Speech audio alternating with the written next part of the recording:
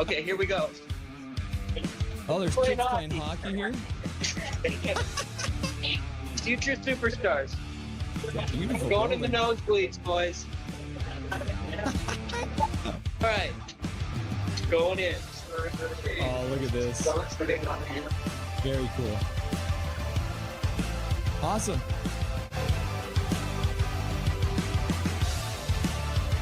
Very excited to have the one and only Laser from Hockey Shop in Langley. Welcome to the show, Laser. How you doing today? Fabulous. No slap shots. The Rangers score. Boo.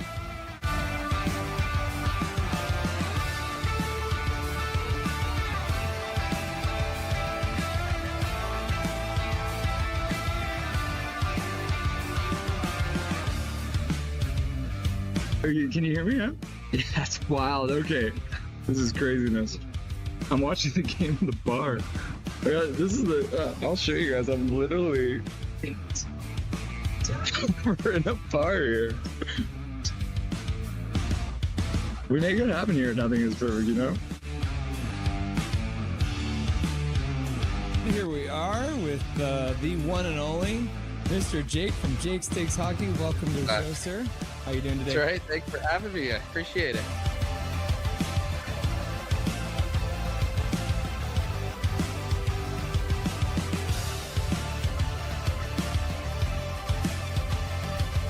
Russell is the best. He's the secret master of the universe. Yes. And he's come to this realm to set us free and deliver a cup to Vancouver, I think. Russell is a gift from the gods, I think. What do you want? You want to say hi to anyone on the stream? You want to say say shout out to anybody? Any advice, words of wisdom? We got 2-1 Canucks right now. Justin, who is he? There you go. Oh yeah, look at that nice ice getting all clean. There you go. Go Canucks, go! All right. Yeah, literally the back row, boys.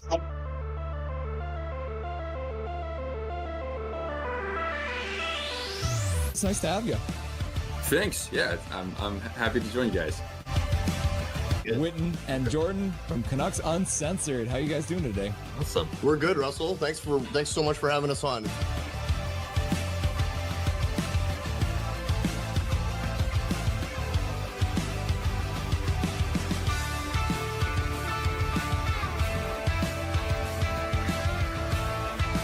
David wins it, goes forward and gets a shot, goes wide. Carr puts it behind the net. Got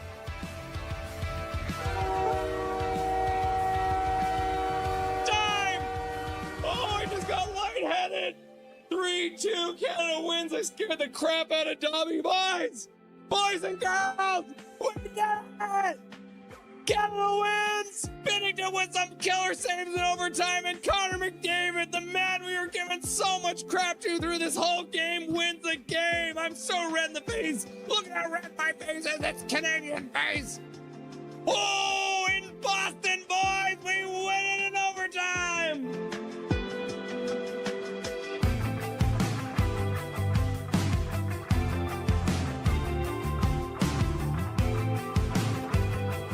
This is the man, the myth, the legend, the Blue Line Hockey. Welcome to the show, buddy. Thanks for having me.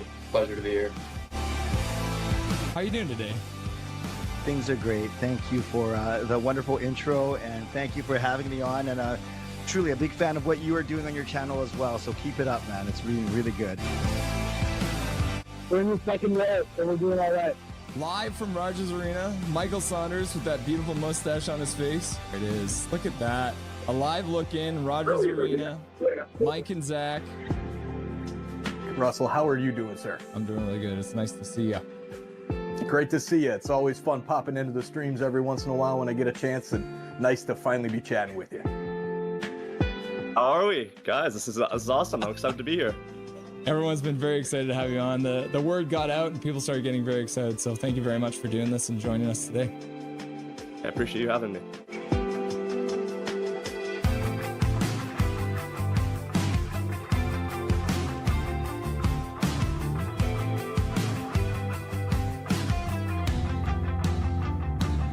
Thank you for having me. Thank you to everyone who requested to hear my beautiful voice too.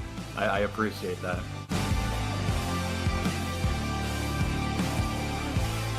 How you doing tonight? Doing good.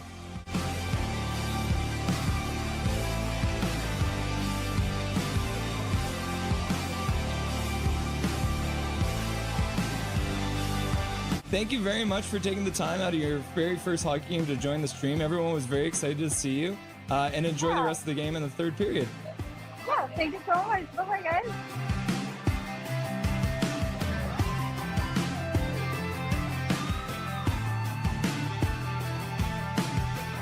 Kevin Bieksa joining the show from Locked On Canucks. Thanks for joining me today, brother. My pleasure, Russell. How you doing today, buddy? I'm doing really good.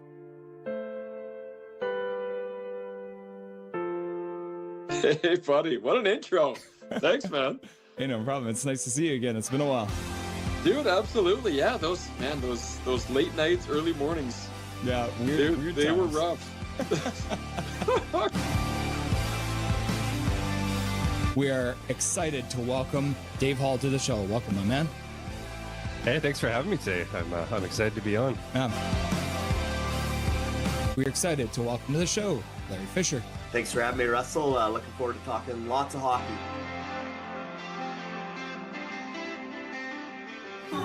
Yeah, look at that. Look at this man. He's wearing his Canucks jersey at a Montreal game. You'll love to see it.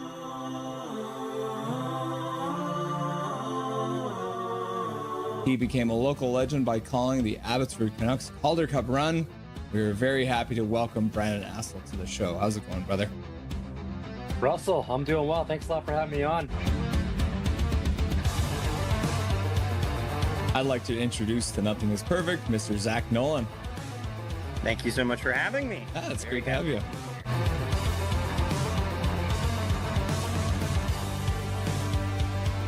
Howdy. What's up, my dude? They say never meet your heroes, but boy, am I glad I got to, because here he is, the man, the myth, the legendary host, Toddcast Podcast, Mr. Todd Hancock. Dude, thank you, man. What a crazy introduction. A hero, a myth, a legend. Yeah. We are pleased to welcome to the show, Canuckland. Thanks for having me on. I'm really excited. Passionate, realistic, honest. Rev Trev. Let's go. Let's get some passion going. There's some actual hockey playing.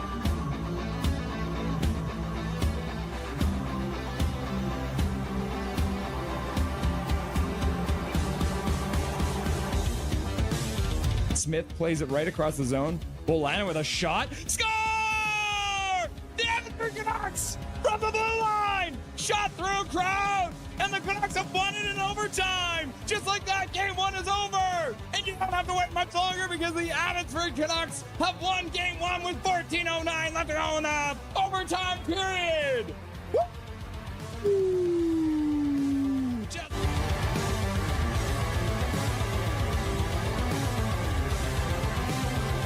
Charlotte wins the draw. They skate in. They take a shot towards the net. Goes high and wide. Comes around. In behind. Into the corner. And just like that, being resilient. Next man up. The Abbey Canucks, no doubt, never lost 2 games in a row in this Calder Cup Finals. And the Abbey Canucks are Calder Cup champions. Woo! Can you believe it?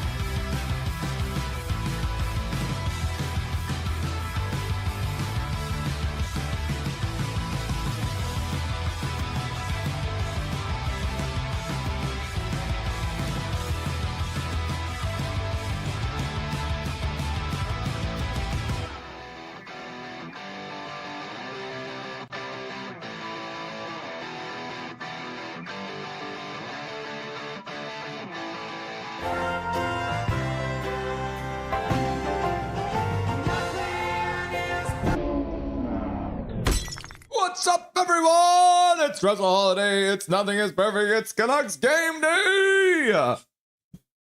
The Hughes ball. It's the Hughes ball. Oh, wait. We don't have a Hughes anymore. And there's only one Hughes playing tonight for New Jersey. There is no. Call it off. The Hughes ball is off. Well, the last streak we have of Black Skate Night. We still got the Black Skate aesthetic here on Nothing is Perfect, which is always fun. I do enjoy the Black Skates. But as per usual, it is going to be a very busy night here on Nothing is Perfect. We got books to read. We got tier lists to look at. We got Dustin Boydell, who will be popping by. I'm just writing a poll question right now for you guys. The rings have arrived. Okay. Let's finish the poll question before we do anything else. So, now that we've seen the championship rings the Abbey Canucks have received, how do you feel?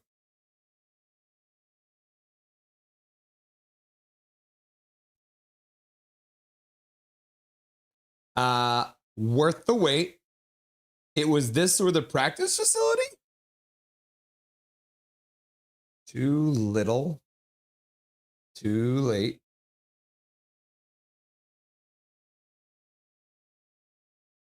I want one. Exclamation points. Okay. So we're going to start things off with the poll question. Then we're going to talk about everything else that we're going to be doing tonight. So there's your poll question, everyone. Now that we've seen the championship rings the Abbey Canucks have received, how do you feel? Worth the wait? Is this it was this or the practice facility? Too little, too late, or I want one. So get you guys questions or your get your answers into the poll question. We'll update it at the end of the stream. See how you guys are feeling. I will be showing you guys the rings. As you have seen, I posted in the Nothing is Perfect YouTube community page. So a little sneak preview there for you. We'll go through it a little bit more with Dustin. Again, I'm getting ahead of myself. All right. Canucks versus Devils. Home sweet home, take 3. So this is the third game of an 8-game homestand for the Canucks. They'll be playing against the New Jersey Devils. Jacob Markstrom starts for them. It'll be a 7 o'clock start. Another debut for a player coming back from injury. So let's talk about it.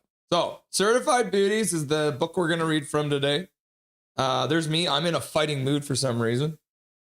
Dobby's here. The Whale's here. Dustin's here. The New Jersey Devils are here. Oh, wait, I didn't update the title. That's hilarious. It's not take 3. It's take 4. Quattro. There we go. Let's update that so it actually says it properly. All right.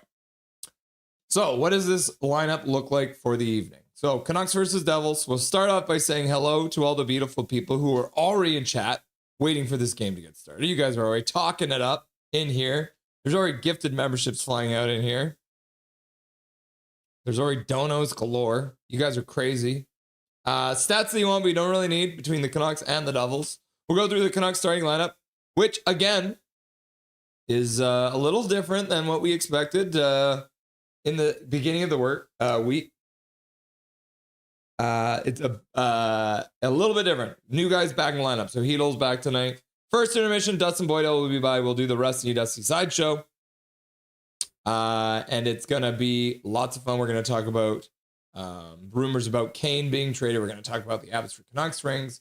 We're going to talk about a bunch of different stuff. So that'll be the Rusty and Dusty sideshow. And then we'll read from Certified Beauties, the James Duthie book that I got for Christmas. And today we're going to be reading, what's the chapter called again? What is it called? It's about Kevin Bieksa being hungover at practice. It's called The Hangover. Kevin Bieksa gets his big break at the worst possible time. Who knew Marcus Naslund was such a bad influence on people, eh? And then it's a bit of a shorter story, so we'll have time to. We're also going to have a look at the tier list that you guys did based on the Vancouver Canucks first round picks. Coolio? Coolio. And then Dustin Boydell will be back for the post-game show, and we'll break down everything that happened between these two teams, the Canucks and the Devils. So, before we even got started, and I don't know why, because this is weird, but so Prickfetti became a member, Mrs. Paragolf Pro became a member, and then Calvin99 Charlie became a member. So I think this is where it started. And this got deleted out of chat for some reason. I don't understand why this happened. So then Calvin became a member because he's got money back on his card. And then Calvin99 Charlie used his monthly membership message to say 13 months. 13 is not a good number. Laugh out loud. And then he followed up by gifting a membership. Let's see. I think I can look that up because that also disappeared in the chat, which is quite annoying. But let's have a look. I think I can look that up in my YouTube studio. Let's see. Memberships. So let's see. I think, yeah, it was CRNux58 getting a free gift of membership. So CRNux58, congratulations, got a free gift of membership, courtesy of Calvin99 Charlie. And then Calvin drops a 5-bomb. And he's like, make sure to like the video. It's free. Unlike this message, go Tankers, go! $5 donut coming in from Calvin99 Charlie. So I appreciate that, Calvin. You became a member. You donated $5 and you donated a gifted membership as well. And then before we get even further into chat, Eric Hunter shows up. Game hasn't even started yet. And he's like, I got to get it on this action. So he gifted a membership and that went out to Mevid. Mevid just got it. I think that's Matt from the future.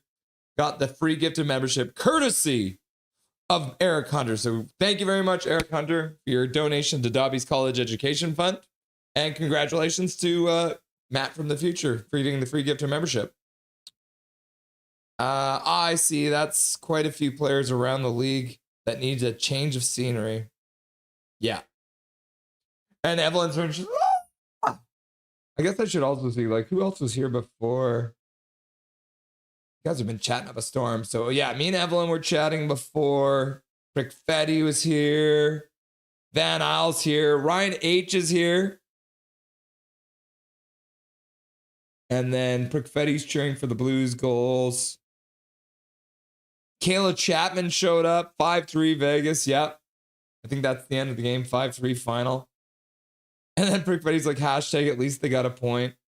Swervin's here. Way to do, baby. And then Derek Wang is like, we will meet Jacob Markstrom again. Yep. Former Vancouver Canuck goaltender Jacob Markstrom in the net tonight against us. Let's see who else. Casket Brain is here. Colin Whitehead is here. And I heard a rumor that it is Colin's birthday. So, Colin, happy birthday, Colin, dear. Happy days will come to you all year. If I had a wish, then it would be a happy birthday to you from me. Happy birthday, Colin. You finally turned 35, eh? 35's a good year. You're going to love being 35, my dude. Oh no, TSI Mike is here. What's up, TSI Mike? How's it going, my dude? Always good to see ya. I'm sorry your team couldn't beat Marner. Did anyone throw a Marner jersey on the ice, Mr. Mike? Hey, Calvin and Jason, says TSI Mike. Yeah, we're trying to get, maybe if we're lucky, guys, we might get TSI Mike on the stream. Oh, so it ended up being 6-3. That's what it was. Way to do, baby! We will meet Jacob Markstrom again. I messed up. Make sure and... Bruh, my phone hates me. Heading out for the night. Everyone have a good stream. See you later, Swervin. Have fun, my dude. Anyone see those fantastic championship rings? Yep. I saw them. I thought they were okay, but how long it took? 5 hours, 3 years. Could have been better, in my opinion. Hey, everyone, says Fangirl. Kayla's like, hey, Fangirl. Colin's like, sorry, the intro is having issues for me. Is it? Huh, was it doing weird things? Colin? Hi, Colin, says Fangirl. Casper Rain, well, I'm sure the players are happy to finally have their rings. Yeah, absolutely. They are gorgeous rings, aren't they? Laugh out loud. No, they were way too nice to Mitch. Yeah, I believe that. Thank you, Russ. But no, I am unfortunately 49. I don't believe it. Why are you lying to me? In my own stream? You come into my stream and you lie to me about your age? And then Zach McNally, one of our local Leafs fans. Sorry about your loss today, Zach. But he uses his monthly membership message. He's been a member for 11 months and he says, "Let's go, Vancouver!" You'll love to see it. That's great. What's up? Jason Nager's in the chat. What's up, Jason Nager? It's been a while, my dude. How you been? Time to check out the collab feature. Looking forward to the game on the 31st. Let's go! Yes, the collab feature. Yeah, it's going to be very cool. We'll have to figure that out. Mike, I'll do a little bit more research into how it works. We can chat more and we'll figure it out. It's going to be cool. You'll love to see it. Hey guys, I've had way too much homework. That's why I haven't been tuning in. Sorry, but I'm back. And so is Heedle. But we are shit either way. Yeah, you might be right about that. Let's go, Canucks. Please give me a birthday win. Colin, I think we both need new phones. Mine dono messed up. Laugh out loud. Happy birthday, Colin. Oops. Evelyn's like, hi, y'all. Thank you, everyone, says Colin. New ugh. Laugh out loud. Happy birthday, Colin. Whitehead, says Swervin. Watching Heedle get hit. Yeah, it might be like that. You're very right. Evelyn's like, and then Fangirl's like, Hunter, Hunter, Hunter, Hunter. Russ, the intro is a bit long, bud. Laugh out loud. Nah. It's all about getting you guys in here so that by the time I show up, everyone's ready to go. Yeah. I know everyone else that does the YouTube thing, their intro videos are only like a minute long, but no, we want to get you guys in the mood, right? You got to see some of that. We want to see some of the old highlights, right? Dustin Boydell, Paragraph Pro, using his monthly membership message. He's been a member for 14 months now. That's wild. Hello to the best chat online. See you all in the intermission. Try not to pass out holding your breath every time Heedle rushes the puck. Silver Fox. And then TSI Mike says, let me know, Russell. Looking forward to it. Off to bed. Laugh out loud. Cheers, everyone. Good luck tonight. Thank you, Mike. We appreciate it. Yeah, I'll give you an update. We'll figure it out. The Canucks and the Maple Leafs will be playing next weekend. It's going to be a Saturday night game. Maple Leafs, Canucks, 4 o'clock start, so it won't be past Mike's bedtime. So it should be a lot of fun. I look forward to it. Back to the bar. Thanks for being here, Mike. Stopping by and saying hello. I appreciate it. Howdy, gang, says Hunter. And then POV Heedle is in his mind. Tom Wilson. Too evil.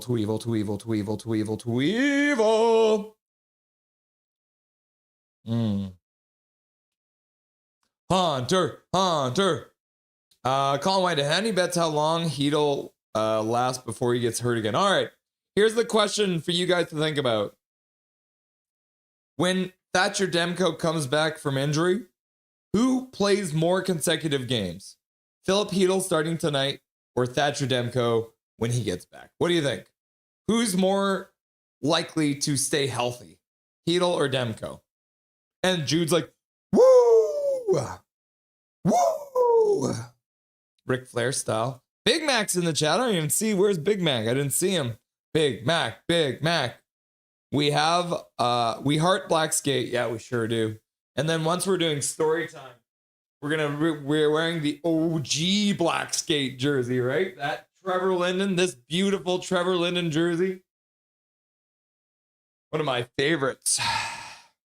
Wow, it is my favorite, actually. Over under Heedle lasts a month before he's hurt again. He only lasted 6 games to start the year, so. And we're going to talk, actually, Heedle got pretty mad in his presser today, so we're going to talk about that too. Big Mac's like, sup, Colin? Sup, fangirl? Not much, just hoping for the Canucks to win on my birthday. Not gonna lie, they waited for the rings was BS, but at least they got it. Too bad it wasn't black, silver, or something. The white silver is too bright. I don't know, I like them. I want one. If they make any replicas of those, I'm gonna buy one. And it might be too expensive though. We'll see. Certified Beauties is my kids' hockey team's name. That's hilarious, Kayla. Laugh out loud. Oh my goodness. I love that. Certified Beauties. That's so funny. Oh yeah, so Prickfetti was talking about goals. What goals are you talking about? Oh, no, that's YouTube. What am I doing? NHL. I don't have the scoreboard open right now. Yeah, so the Blues are tied with Stars. The Flyers are beating the Avalanche, which is crazy. The Capitals are losing to the Flames. And the Lightning defeated the Blackhawks, and the Golden Knights defeated the Maple Leafs in Toronto. Huh. And then Fangirl, why does winners have Canucks jacket worth $130? I passed on it. I just couldn't justify the cost. That must be a really fancy jacket. Monthly membership message. Fangirl has been a member for 13 months. Thank you very much, Fangirl, for being a member for 13 months. Russell's glaze to Trevor Linden is on another level. Yeah, I won't deny it. He deserves it. Trevor Linden deserves to be carried around like a king. And then TSI Mike, big shout out to Zach for always hitting the like button and saying what's up on our streams. That's great to see.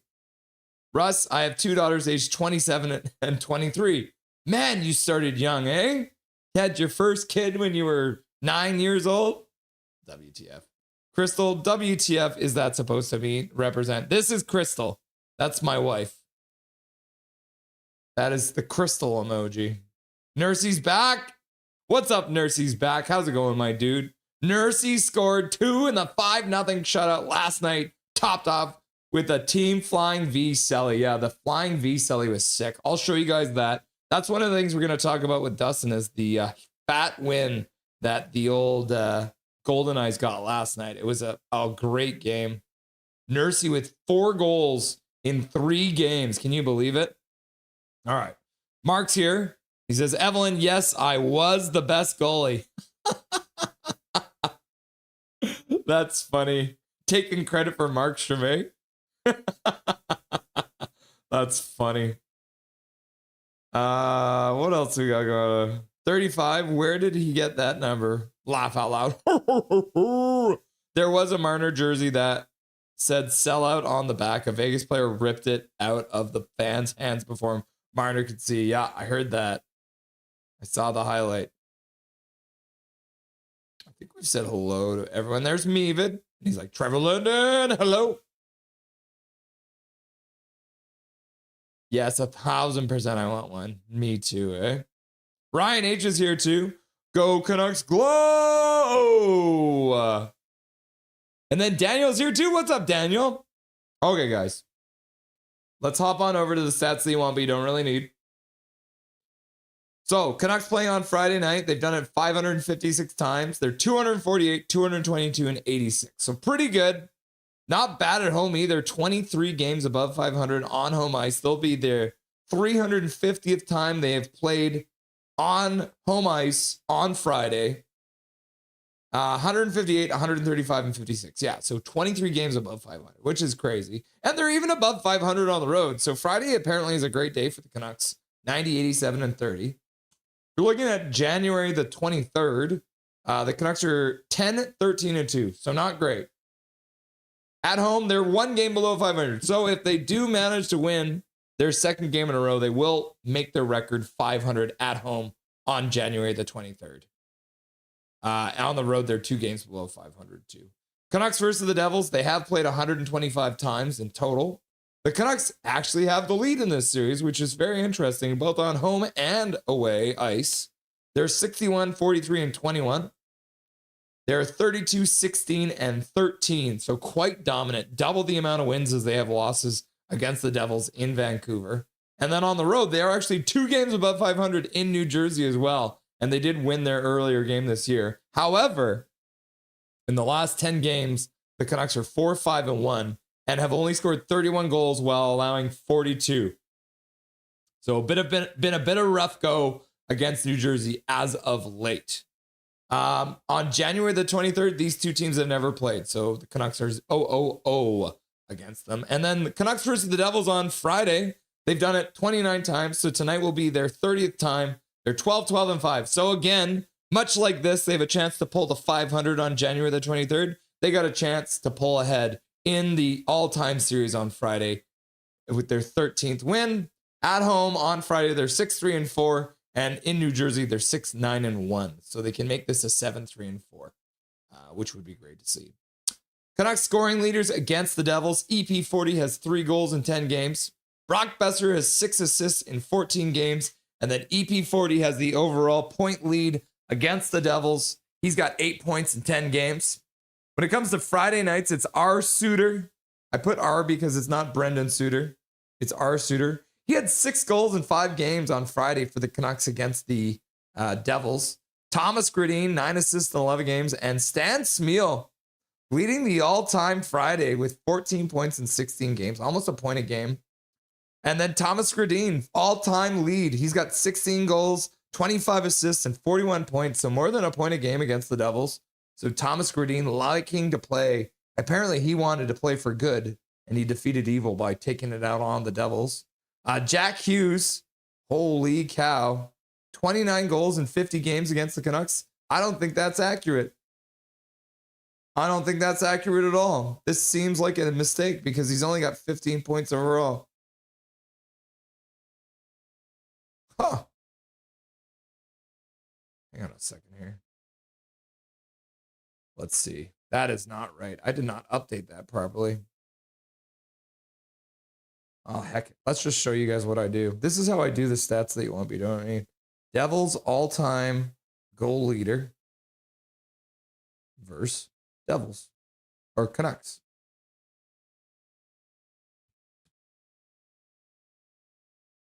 So Jack Hughes, it's 8 in 8 games. That's what am I on? Yeah, so what the heck am I on? 8 goals in 8 games. So he scores a goal every single time. Oh, wow. But Jack Hughes, I think he's in the lineup, but his brother won't be. Jesper Bratt has 8 assists in 14 games. And then Jack Hughes overall leads the team currently with 15 points in 8 games. I guess he liked beating up on Quinn. And then Meager's got the all-time Friday lead, 4 goals in 2 games. 2 players have 5 assists in 6 games. And then Sullivan has 7 points in 4 games. And then all-time, you got Cruteau with 11 goals in 31 games. Payment with 16 in 30. And then Payment with the overall 24 points in 30 games. In the last 5 games, Dougie Hamilton, the guy they're trying to trade, he's got 6 points in 5 games. All of them are assists. Nico Hischier leads his team with 2 goals in 5 games. Brock Besser with 3 points in his last 5 games. Evander Kane has the goal lead, which is crazy, with 2 and 5. And then David Camp with 3 assists in the last 5 games. So that's pretty crazy too, right? 3 goals or 3 assists in actually the last 2 games. The Canucks did win the first game all the way back in December. It was a 2-1 victory. I think that was a morning game, right? Power play wise, the Devils are right in the middle of the league. They're at 20%. Canucks are 20th with 19%. Penalty kill wise, the Devils are not great, but they are better than the Canucks, 78%. Canucks are 32nd, dead last, worst penalty kill in the entire league. We'll see if that can improve with Bluger back in the lineup. It didn't help last game. They gave up 2 goals on 3 opportunities. Face-off wise, the Devils are better. Again, middle of the pack, 50%, just over that. Canucks are 24th at 48.2%. When it comes to goals for, you've got 30th overall for the Devils and 28th overall for the Canucks. So this is one of the few times where the Canucks have a higher goals for than the team they're playing. But not great on either of them. There we got the 3rd worst and the 5th worst right here. And then when it comes to goals against, the Devils are better. They're right in the middle of the pack. The Canucks are dead last. 3.64 goals against per game, making them the worst team. The Devils are 5-5 in their last 10 games. The Canucks are 1-8-1. So they finally got a win against Washington. But, you know, maybe they can get a streak tonight. Let's compare these two teams. Canucks have played 50 games. Devils have played 50 games. Different stats, though. The Canucks are 17, 28, and 5 for 39 points. The Devils are 26, 22, and 2 for 54 points. So there is a 15-point gap between these two teams. And as you can see, I have figured out, we have changed it over. We're in Canada. We're going to talk about this stuff in kilometers per hour now. The Devils have the hardest shot. 159, almost 160 kilometers per hour for Zach McEwen, former Vancouver Canuck. Brock Besser with the hardest one for the Vancouver Canucks at 155. But on average, the Canucks do have a harder shot at 90, almost 95 kilometers per hour. The Devils are at 91.46. When it comes to skating bursts, Jake DeBrusk still with the best one all the way back in October. But you can see the Devils have a bit of an advantage, just a very slight one. But this one's pretty much a wash, right? This is a decent advantage. This is pretty much a wash. Skating distance-wise, the Devils have skated about 70 more kilometers in the last 10 games. They skate more per 60, more in a game, and more in a period. So they are putting in more footwork. When it comes to shots on goal, the Devils have way more shots on goal in the same amount of games played, about 130 more in the same amount of games played. And then high danger shots, they got more mid-range, more long range. But the Canucks have one more goal than the Devils, which is crazy, right? And they got more high danger. They got less mid-range and less long range. But when you put that into shooting percentage, the Canucks are playing a team that has a worse shooting percentage than them, which is great, right? That's crazy. 9.6. And then high danger too, like a huge advantage. That's a 4% difference, pretty much. Becomes the zone time, pretty even in the offensive zone. The Devils spend more time in the neutral zone and a little bit less time in the defensive zone, but a pretty even split when it comes to time in the offensive zone. So, cool. Let's hop over back to the bar and have a look at the starting lineup because, as I mentioned, it has changed. The starting lineup has changed because Philip Heel is back in the lineup. So, starting top line, it's going to be the same as last time. Evander Kane, EP40, Jake DeBrusk staying on top line. Second line, Philip Heel back in the lineup. He's going to be centering Drew O'Connor, Brock Besser tonight. You got your third line coming in as Teddy Bluger, Liam Ogren, and Connor Garland. And then your fourth line is Neil Big Hog Hoglander, David Kampf, and Linus Karlsson. So you love to see that. And then on defense and goaltending, literally nothing has changed, but we'll show you anyways in case you weren't here last game. It is DPD playing with Philip Hedel on the top pair. You've got the second pair of Zeev Buyam and Tyler Myers. And then you've also got the third pair of Marcus Pettersson and Tom Vilander. And then starting in goal tonight, it is Lanky. Lanky! So you'll love to see that. So there is your Canucks starting lineup today. They're just doing the American National Anthem, so we're getting closer, which is good to see. Let's get the scoreboard up here so I have access to that too.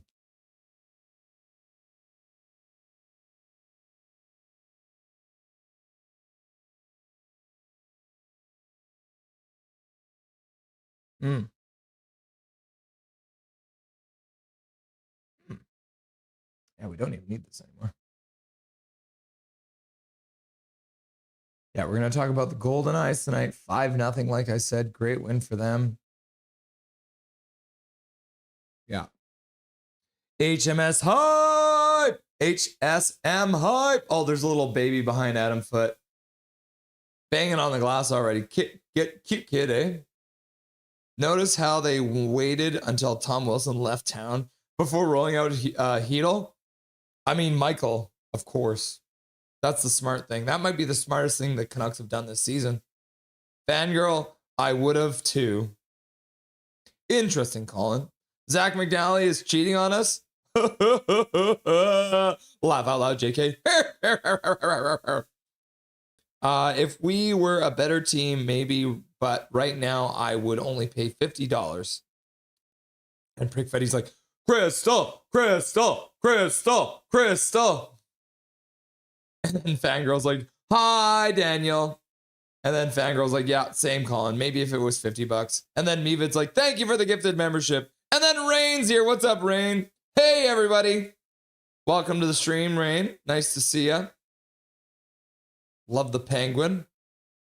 Calvin 99 Charlie. Colin, when they were winning, I wouldn't pay for more than $50, mostly because I be cheap. Laugh out loud. Is anyone else cheering up for the Blues? Yeah, because we want them to move up in the standings, right? It is still 2-2 in that game. So, I mean, yeah, we want everyone that is slightly above the Canucks in the standings to win, right? All right. National anthem over. Get this game clock reset here. Update it so it says first period. And we'll be underway pretty quick here.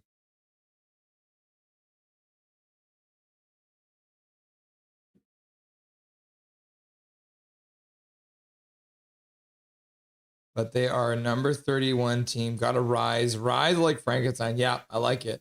Frankenstein's monster. Yep. All right, play is underway. Puck has been dropped. The Canucks win the opening faceoff. It is the Brock Besser-Philip Hedl line to start this. Hedl comes in, knocks his man down, but can't get the puck. And the New Jersey Devils will work it out into the neutral zone. Pesce throws it towards Lankinen, who directs it behind his own net. Heischer puts it back to the blue line. Shot towards the front of that. That one deflects into the corner. Up for Pesce again. Back to the blue line. Now O'Connor puts the puck to the side. And he'll dump it down the ice. That's going to be an icing call against the Canucks. Learn the rules! We're like just over 30 seconds in. You've already iced the puck. Who's opening the scoring tonight? Neil's Big Hog Hoglander. Hoglander! You guys share the same B-Day. Laugh out loud. Hedl scores. Wish him happy birthday for me, Calvin. Jason Negra in the chat. Go Canucks, go! He's 2. I'll let him know. Laugh out loud. Good game, says Zach. Also, again, Colin, happy birthday. So it doesn't seem like in chat I missed that. Laugh out loud. The puck goes out of play at the benches.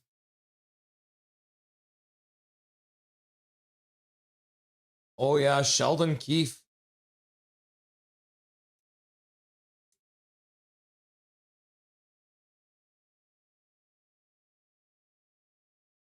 All right, face off just outside the Devil's zone. Pettersson wins it back.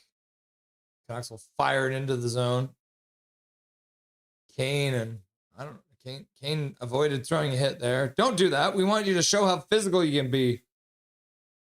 Devils coming offside. Canucks will take a minute. I don't know what they're waiting for. Pettersson comes all the way back, I guess. And then so does Jake DeBrusk. Now the Canucks will put it up for Kane and he'll dump it in.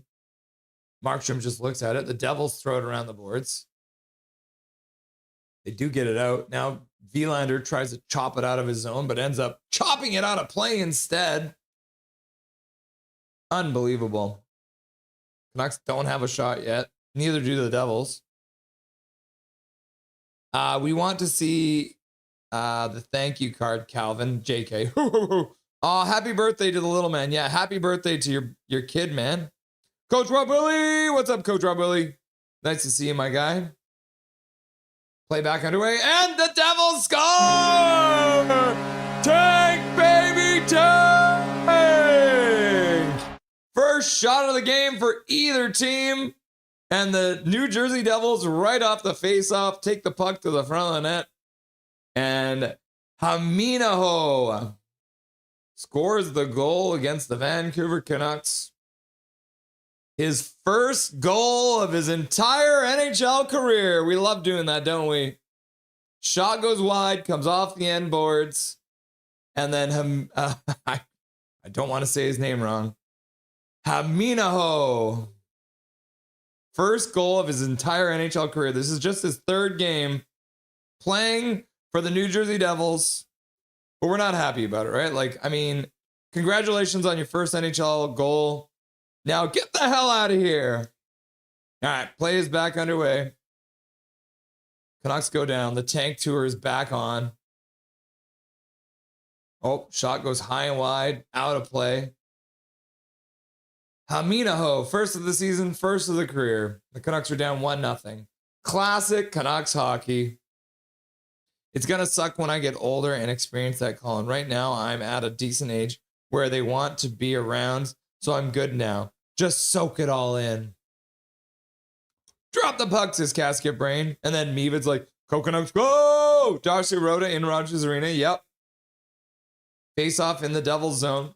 Coconuts go. Coconuts go. Coconuts go. Coconuts go! Just don't want to see Hedel come off the ice on a stretcher. Me too. Like I said, enjoy the moments, bro. The Devils bring the puck in offside. Yes, I missed these the little stages. I'm waiting for the grandparent stage. Laugh out loud. When was Darcy Rhoda last game with the Canucks?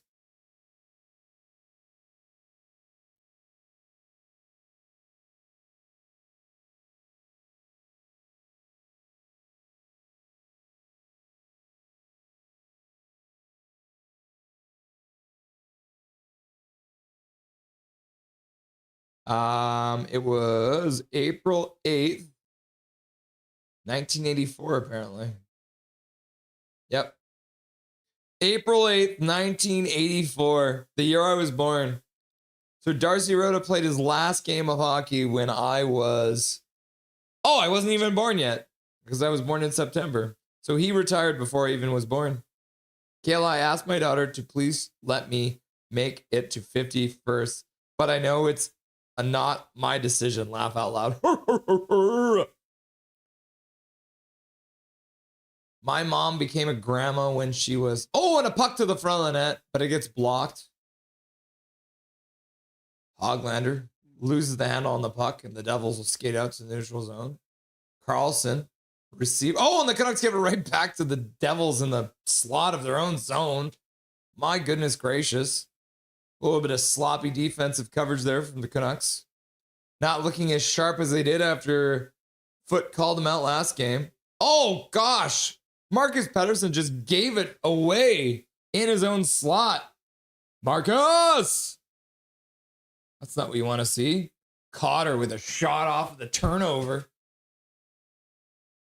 I just won't like the adult stage because they will be doing their own thing. Sad but happy, you know?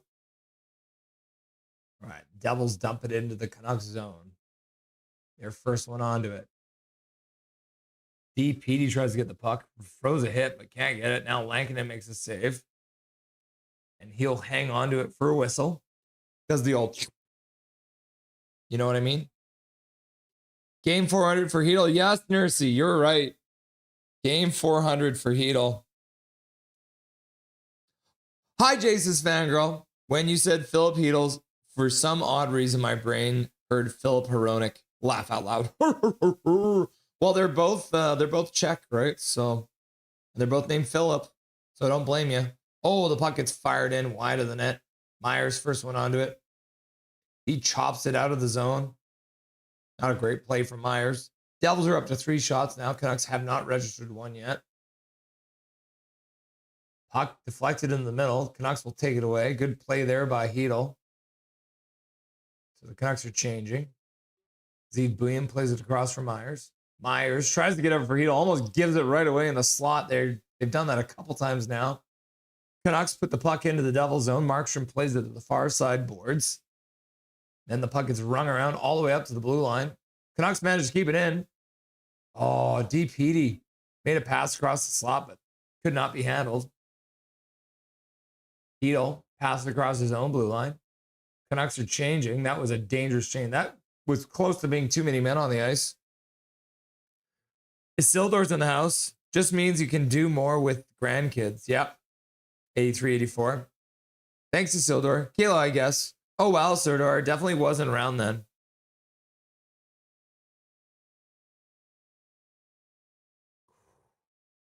Philip Hedel with his first chance. Did he shoot it high? Drew O'Connor skates onto the puck, puts it in the middle. No, Hedel just shot it over the net. But good work. Hedel starts playing the neutral zone, passes it over for Drew O'Connor, and then Drew O'Connor speed down the boards, passes it over Hedel, and Hedel puts it over the top of the net. Getting a tap by Patera. Callum's like, Rusty and Dusty, Rusty and Dusty, Rusty and Dusty. Go, go, go, go, go, go. Too evil, too evil, too evil, too good, too good, too good, too good. Shot from the point. There it is. Canucks get their first shot of the game. Marcus Pettersson. Luger behind the net. Skates out into the far side corner. Passes out front. But Ogren couldn't get the shot off. His stick got checked. Now the Devils come in 3-on-2. Firing it wide of the net. Deflected away. And then Marcus Pettersson will ring it around the boards. Devils will knock it down and skate it out into the neutral zone. Puck ends up all the way back in their own zone. Now the Canucks intercept it in the neutral zone and fire it into the Devils zone. I met Rhoda this summer, says Kayla. That's cool. I remember Darcy Rhoda had a disallowed goal in the 82 finals. Michael Chow, you remember that, my dude? Lucky. You've got to watch the Canucks lose 3 times in the Stanley Cup finals. 1984 fangirl for Rhoda. Coach Rob Willie. Big Mac, we got 2,222 subscriber. Let's hear it. What is that? Let's hear it, chat. Go Canucks, go, says Milosh. Thanks, Coach Rob, says Fangirl. Trevor Linden, Trevor Linden, Trevor Linden, Trevor Linden, Trevor Linden. Leah Herring's here. I'm working on a Zamboni cake tonight. That's so cool. Leah, have you ever seen that show? Is It Cake? Oh, Canucks put them. Vander Kane puts himself offside, bobbled the puck, and he's arguing with the linesman saying, I had control. It's like, no, bro, you lost control. Fangirl, it was easy to remember because they scored so few goals in that series. Ah, fair enough. Cosmic Dragon's like, LFG, tank, baby, tank. And then Carly's like, did you just see that guy fall behind the net? I did not see that. With extra icing, yep. The Zamboni cake is perfect for icing. Hope the Canucks win tonight, then lose Sunday to the Penguins. Why do you want them to lose to the Penguins, Milosh? I hope they start Shilovs on Sunday against the Canucks. I just want to see him play. I hope they give him his ring while he's in town, too. Big Mac, haha. I spelled here wrong. Ha ha ha. Yes, needs tons of icing. Oh, I believe that. Quick Fetty's like, learn the rules, learn the rules, learn the rules, learn the rules. All right, Canucks are trying to take the puck out. They do take control in the offensive zone. Hronik for Besser. Besser fires it towards the front. That one deflects wide. Drew O'Connor chops it out front. So it looks like we're mid-change right now. Oh, no. Besser's playing on that line. I'm crazy. Ooh, big hit in the neutral zone. Oh, and the Devils have iced the puck. Those fools, they don't know the rules. Learn the rules. At least I'm pretty, says Big Mac. Winky face. Evelyn's like, hot sauce with pizza. Yeah, I love hot sauce on pizza. Ooh. Canucks fourth line comes out. It's David Camp, Niels Big Hog Hoglander, and Linus Karlsson. Got Marcus Pettersson and Tom Wielander on the blue line. Devils win the faceoff with a winger win.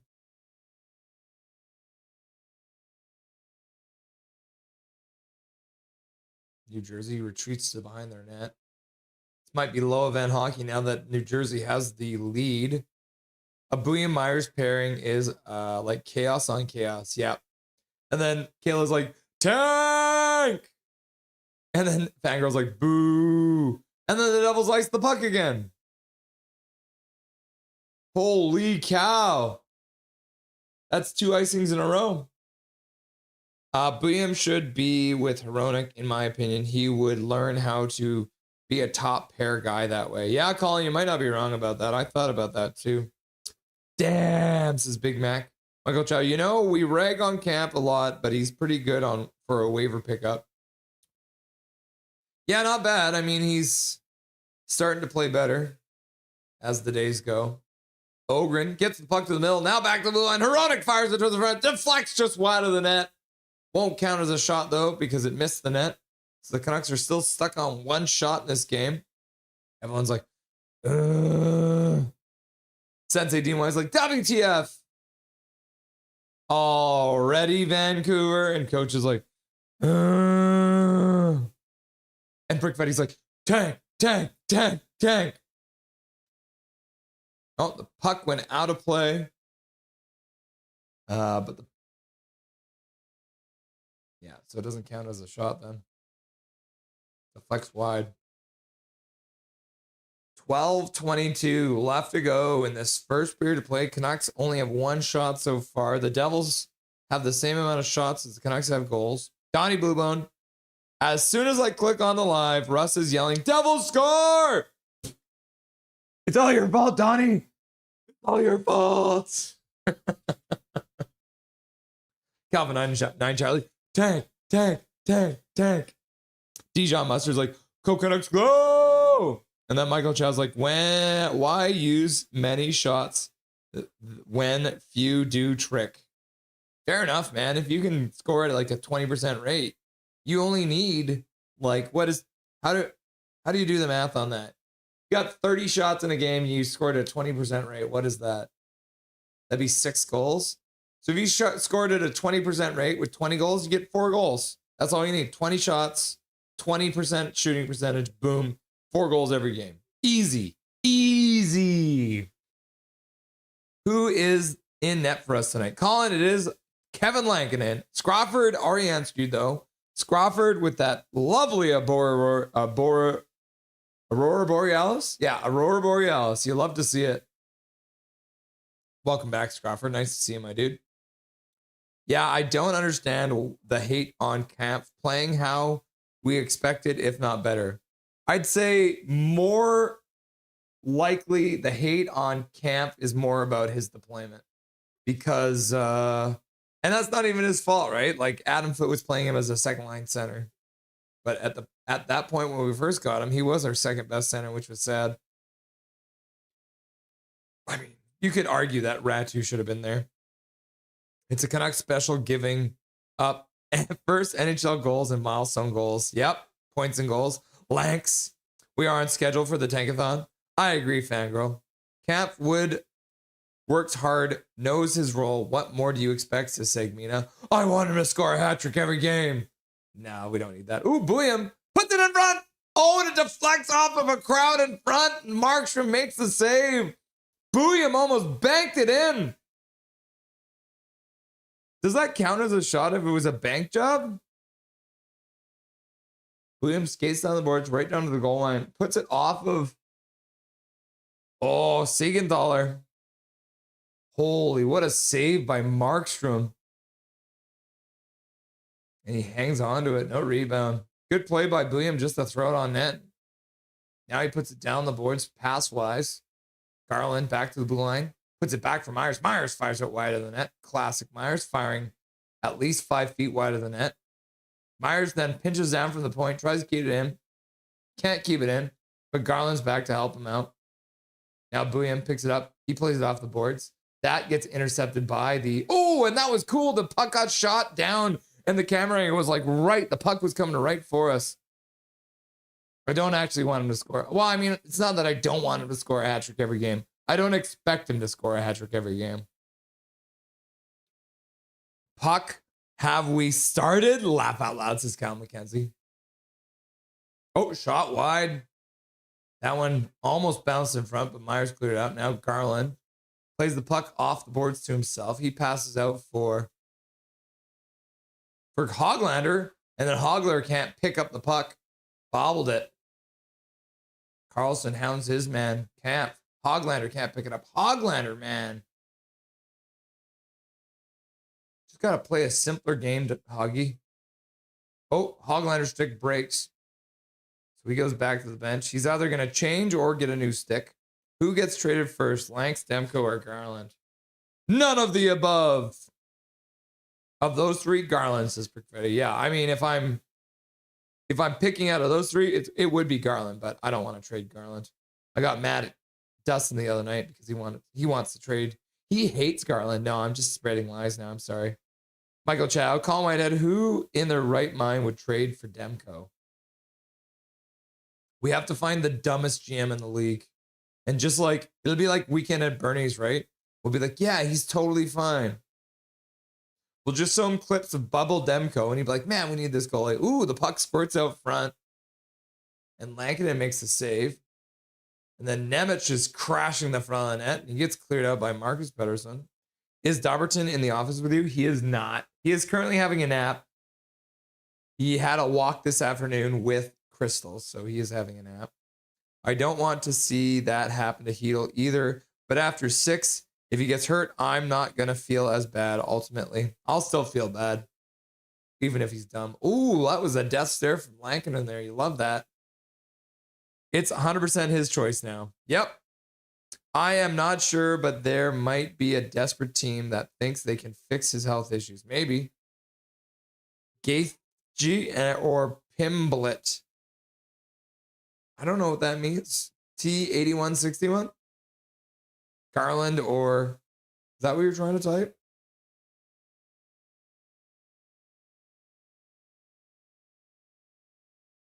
Devils bring the puck in. 10 minutes left to go. Shot to the front of the net. Kicked away by Lankinen. Puck poked away by Kane, but couldn't control it. Now the puck gets past Kane and goes all the way down the ice into the Devils zone across the red line, and that means it's an icing call against the Vancouver Canucks. Apparently, they want to celebrate Hedel returning the lineup by baking a cake. This is hockey. We're not baking cakes. Learn the rules. Michael Chow, Colin, if any team could fix him, it would be Carolina because of all the medical research facilities around there. Is that true? They have lots of medical research facilities in Charlotte, in North Carolina. The Canucks, back-to-back icing calls against the Canucks. They did not hear me. We might need to, maybe we would just create a video for their iPads so they can watch it on the bench. How do you not ice the puck? What is the rules? Get them a digital rule book that they can watch. Edmonton was interested before. Oh, and Demko. Can you imagine trading Demko to Edmonton? Might be like a good inside job to make him destroy their hopes. But I mean, Demko hurts probably better than Jari. Learn the rules, Pettersson. M. Pettersson. Maybe still are. Damn, Hedel. Too bad he didn't one-time that. Hedel could have scored there, yep. Michael, yeah. They need a goalie right now as well. Ooh, and a pass out front for Besser, and he shot it wide of the net. Now Drew O'Connor. Nice move by Hedel. Plays it to himself behind his own back. But the puck will get away from him, and then Hronek picks it up in his own zone, passes into the neutral zone. Besser gets the center, tries to dump it in. That one gets blocked. I think that one actually hit Hronek, and then Hronek ends up with the puck. Yeah, he's going to go. Besser just hit him with the puck. Phil Hedel dashes across the blue line, loses the puck, though. Now the Devils will skate it out. 2 of them over the blue line, stopping up on the half boards. Now they play down into the corner, contested by Marcus Pettersson. Hedel comes in to help out. He plays it down the boards. Vilander picks it up, takes it behind the net, passes over for Garland. Garland turns back, waiting for his team to complete the change. I wouldn't call Demko a right now goalie yet. Ogren with a shot. That one gets blocked, deflects in behind the net. He follows it there. Him and Garland in behind the net. Ogren plays it up the boards, back to blue line. Myers with a slap shot to the front of the net. That one gets stopped by Markstrom. Puck comes back to the half boards, far side. Canucks play it down the boards there. Garland leaves it for Ogren. Ogren back for Myers. Oh no, it's Bouillon onto the ice. Bouillon doing moves, passes back for Ogren. Ogren fires it, ends up going wide, and then chopped wide of the net by Bluger. Devils pick it up. They'll play it out into the neutral zone, gets to the red line, dumps it into the Canucks zone. I know, but worth a shot asking them if they want him. And that's the thing I would be terrified of. It's such a gamble because if they can help him be healthy, Hoglander just couldn't get that. Good second effort, but gave the puck away. Hoglander struggling. Puck into the neutral zone, and it'll squirt down into the Canucks zone. Hronek back on the ice after being shaken up by that Brock Besser shot. Now DPD puts it up for Hoglander. Hoglander throws it in behind the net. Camp can't get there. Puck back to the blue line. Hronek plays it across for nobody. Kind of in between DPD and Hoglander there. Now DPD gets hit in the corner. He loses it. He falls over the man who took the puck and gets it back. Now the Canucks chop into the middle. Carlson puts it back for DPD. DPD tries to play it up the boards, gets knocked back. Hronik loses the puck, and then Hoglander does well to intercept that one. He puts it off the boards, but that gets picked up there by the Devils. They'll fire it off of a skate out behind the net. And then the Canucks Hoglander will turn back in his own zone and wait for his teammates to change. Leaves it there for the defenseman. DPD plays it up the boards for DeBrus. DeBrus chops it over for EP40. Kane picks it up, puts it across, out of the reach of Pedersen. Kick boss, says Nursey. Have fun, Jay. Is Jay going somewhere fun?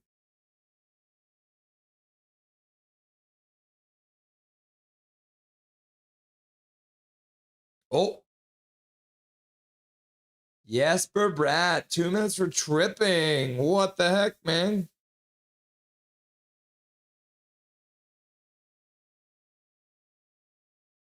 Let's see. What did Cake Boss? Nursey's back. I'm going to the Golden Knights game March. Sorry, I missed this one, Jay. I'm going to the Golden Knights game in March 21st versus last year's Walter Cup champions, the Minnesota Frost. That's cool, man. I have not made it to a Golden Knights game yet, but I really want to go. That's crazy. Sir Michael 21, that batleth above your head, where you are sitting is just the right spot. It makes you look like you have horns on your head. Sir Michael, yeah. Makes me look really badass, right? I got steel horns on my head. Gym injury, yeah. Did you see that? Oh my gosh. Berube with a massive, like, it's like a big old U on his face. I guess it's an upside down U. Crick Fetty, yeah, looked like that shit hurt. Looked like they took out his frontal lobe. I think Martin Jelena was the best waiver pickup for the Canucks. Yeah, that's crazy. Penguins are my second favorite team. I always liked them. Yeah, me too, Milosh. Sidney Crosby. I don't think the Cake Boss is even on TV anymore. The game, let's go Warriors, says Bender Bear. What's up, Bender Bear? May as well lose to them at this point. I love to see the Penguins in the playoffs. Yeah, and right now, the Penguins are actually in the playoff spot in their division. So they're actually second in the division right now. So they're catching up to Carolina now. And the only team that can pass them right now is the Philadelphia Flyers, who are all the way down here. So they got a 6-point lead on anyone that could take them out of the playoff picture, which is good to see. They are ahead of the Islanders, too. Back to the bar. Marner is laughing his ass off, guaranteed, while Matthews and Nylander are doomed to also ran Toronto. All right, Canucks go to the power play. They do win the faceoff. Besser, near side boards, fires it towards the front. That one gets blocked, stung a little bit. Now the puck back to the blue line, chopped back down behind the net. Oh, and then Carlson tried to play behind the net. Took a weird bounce off the stanchion, I think, and came out front. So the Devils managed to get it out. EP40 picks it up in his own zone, plays it back for Vilander. Oh, man, the Canucks are 1 for 17 in the last 7 games. Pedersen in stride picks up the puck, fires it towards Markstrom. Oh, and then DeBrus couldn't get to that puck, and the puck gets chopped down the ice again. So shot on the power play, but yeah. Brett McKenzie is in the house. What's up, Brett McKenzie? Hey, fangirl. Oh, Heel shaved his head. To be fair, the Ghost of Marner beat the Leafs. I barely saw him on the ice. Garland puts it back to the blue line. Vilander plays it down the boards. That one gets intercepted, and they'll fire it down the ice. Michael Chow, the signs are there and have been for years. It's a toxic experience playing for the Leafs, filled with fans that expect way too much of them. So many first-round exits will do that. It's sort of like when the Minnesota had Vancouver's number in the playoffs so many times. I think we only played them once, though, Michael, didn't we? Or Chicago. Yeah, it was Chicago. Minnesota beat us once. Canucks get a shot, and then but it goes over the top of the net, and the New Jersey Devils will pick it up and fire it down the ice. Marner is basically about the experience what Phil Kessel did before, playing for another team after being ridiculed and winning a cup. Vegas are a different animal this season. Yeah, who knows? We'll see if they can do anything about it. Ooh. Connor Brown tries to put it in the middle. Ogren intercepts it. He'll play it behind his own net. William tries to play it, but it gets intercepted there. Now the Devils take control. I agree 100%. Go Canucks, go! Does Myers have a no movement clause? He does. Ooh, Lankinen makes a save. 3:09 left to go in this first period of play. I don't know. Did the Canucks get a shot on that power play? Let's see. Where is it? No, they didn't. So I'm reviewing this. This is the play-by-play. So they won the face-off. Block shot, missed shot, missed shot. So they actually did not get a shot on that power play. They're still at 3 shots, which is crazy. Just crazy.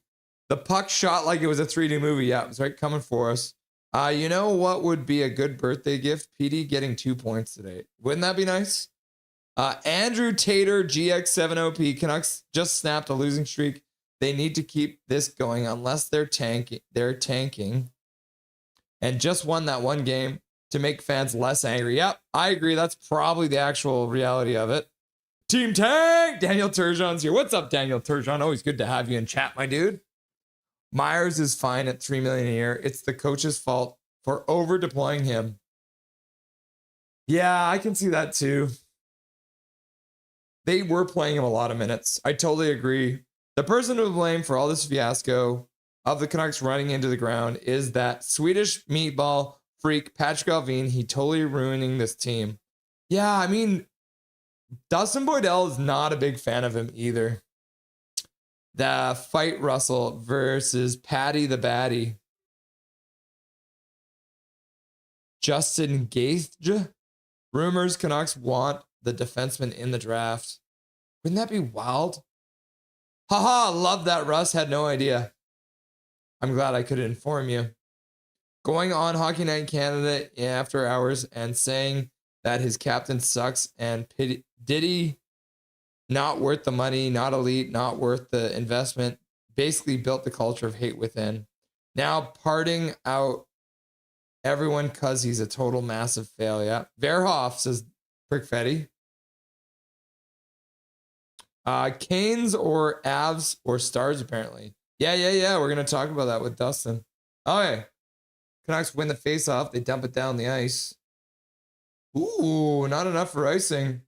3 minutes left to go in the period. Raleigh is part of the research triangle in North Carolina between Raleigh, Durham, and Chapel Hill. Interesting. Yes, Verhoff. Dumb GM prospect Chris Drury. Yeah. Boy, first McGee, everyone in New York currently hates Chris Drury like a lot. Would you guys prefer to have Lankinen or would you prefer to have Markstrom and Arnett with Demko out of the lineup? I'd actually prefer to have Shelovs. I want Shelovs in Arnett. T8161. Did anyone see the Canucks met with Verhoff this week? What? I guess, are you allowed to do that? That's weird. Seems early. We have enough young D-men. We need a skilled top line forward like Stenberg. Just saying. Yep, I agree. Ooh, the Canucks get their 4th shot of the game. Look at that. It was a weak one, though. Markstrom saved it easily. Canucks trying to get the puck back to the neutral zone, but they give it back. Camp waiting for his man. Hoglander can't get to the puck in the neutral zone. The Devils will dump it in. Oh, I think Tyler Myers almost high-sticked someone there. You got to be careful, Myers. You're tall. Siegenthaler down the boards. Puck trying to go on front. William. Carlson. Hoglander going hard to the net. Oh, and he chips it just wide of the far post, looking for his first goal of the year.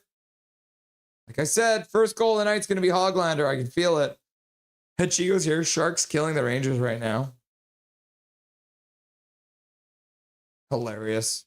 3-1 right now, eh? And on the power play. Welcome, Chigo. Bye-bye, JT Miller. Ooh, shot to the front of the net. Canucks will dig it out. Hoglander does well to get it. Now a good pass across, one-timer to the front of the net. Jacob Markstrom makes the save. And then Marcus Pettersson, with that one-timer, he actually got it to go. Marcus Pettersson puts it over for Hronek. Hronek back for Marcus Pettersson. He one-times it from there. Markstrom makes a save. Ryan comes out front. Gets cleared to the side by the Devils, and they'll start out into the neutral zone. Marcus Pettersson chops it off the boards. Pass Drew O'Connor, who couldn't take it because it was rolling. Celebrini is on hat-trick watch with 9 left in the first. That's crazy. He's already got 2, eh? Starting to play a bit better. Yeah, Sensei DY, they warmed up a bit. Ooh! The puck goes up in the air on a save from Lankinen. Canucks dump it in, skating onto his Hedel. Hedel stops in behind the net, plays it back to blue line. Myers plays it back down for Hedel. Hedel tries to get out from Besser, but the puck gets by him and it goes all the way down the ice, and that's going to do it for the first period of play as we move into the first intermission. All right.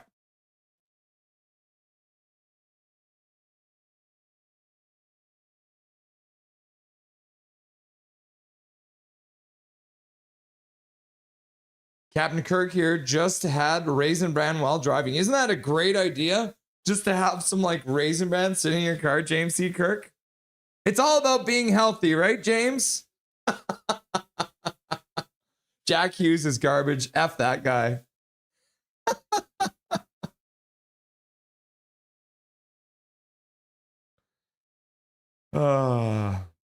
Sorry, Russ. Chat's wild right now. I know, Donnie Bluebone. What's going on in here?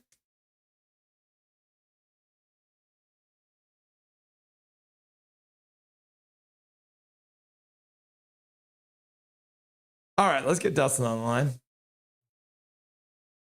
My headset on so I can actually hear him. Wait, he can't even see me. Make sure he can see me. All right. Yo, that.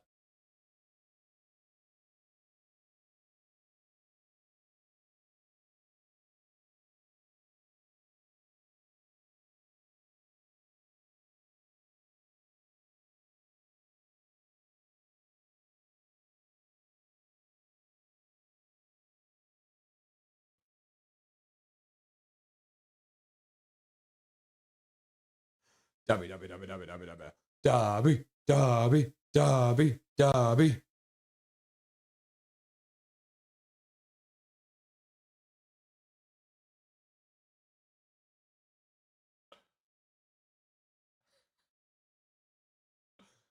Dustin just saying goodnight to Ollie. Very cute. All right. Without further ado, here he is. The man, the myth, the legend, the Silver Fox, Dustin Boydell. Hello. What's up, my dude? Nice little tank period there. Yeah, pretty much the perfect tank period. No shots on the power play, so that'll be the first down I will give out because they got the power play, which could have turned the tide, but instead looked really bad and probably hurt their chances of coming back in this game. Well, I think as Hedel gets back with his feet back under him, you could see him moving to that top power play as well. And, that might change things on that power play, but we'll see what happens, obviously, as they continue and hopefully as he stays healthy. Every time he drives with the puck, I find myself holding my breath a little bit and hoping that he doesn't take a big hit, but so far so good. You could tell the rust is there. He just doesn't have the timing quite down. A couple of passes that weren't great. A couple of pucks that he bobbled, stick handling, and then obviously the wide open net that he just shot it over top of pretty much. definitely, if he's in mid-season form, any NHL player likely buries that one because he had the whole net. So some good stuff his first game back, I will say. Like, it's nice to see him skating again. Like, if this is where he wants to be and he's healthy, then, all the power to him. Hell, like, Lord knows we could use him up the middle, right? Yeah, that's accurate. That's very accurate. Somebody just mentioned Tyrone States in the chat, so you love to see that. Welcome, Tyrone. I love the spread in the poll question right now. So, Dustin, as we lead into talking about those beautiful rings that we got, because there wasn't a lot to talk about in that period. No, just Lemmy Hamanaho getting his first goal. Yeah, lucky guy scoring. We love giving out the first goals. So the poll question is, now that we've seen the championship rings and the Abbey Canucks have received them, how do you feel? Worth the wait? Is it this or the practice facility? Question mark. Too little, too late, or I want one. What are you answering? I think I mean it's nice. It's finally nice that they got them. It's better late than never in my opinion. Mm-hmm. And I think they'll likely sell replicas. I'm excited to see like the article breaking down what everything on the ring means. Because usually there's some sort of story behind the stones that they pick and the precious gems that they use for certain things. The Johnny Canuck looks incredible. In emerald and sapphire and diamond, like they did a great job, and all the series scores on the inside of the ring.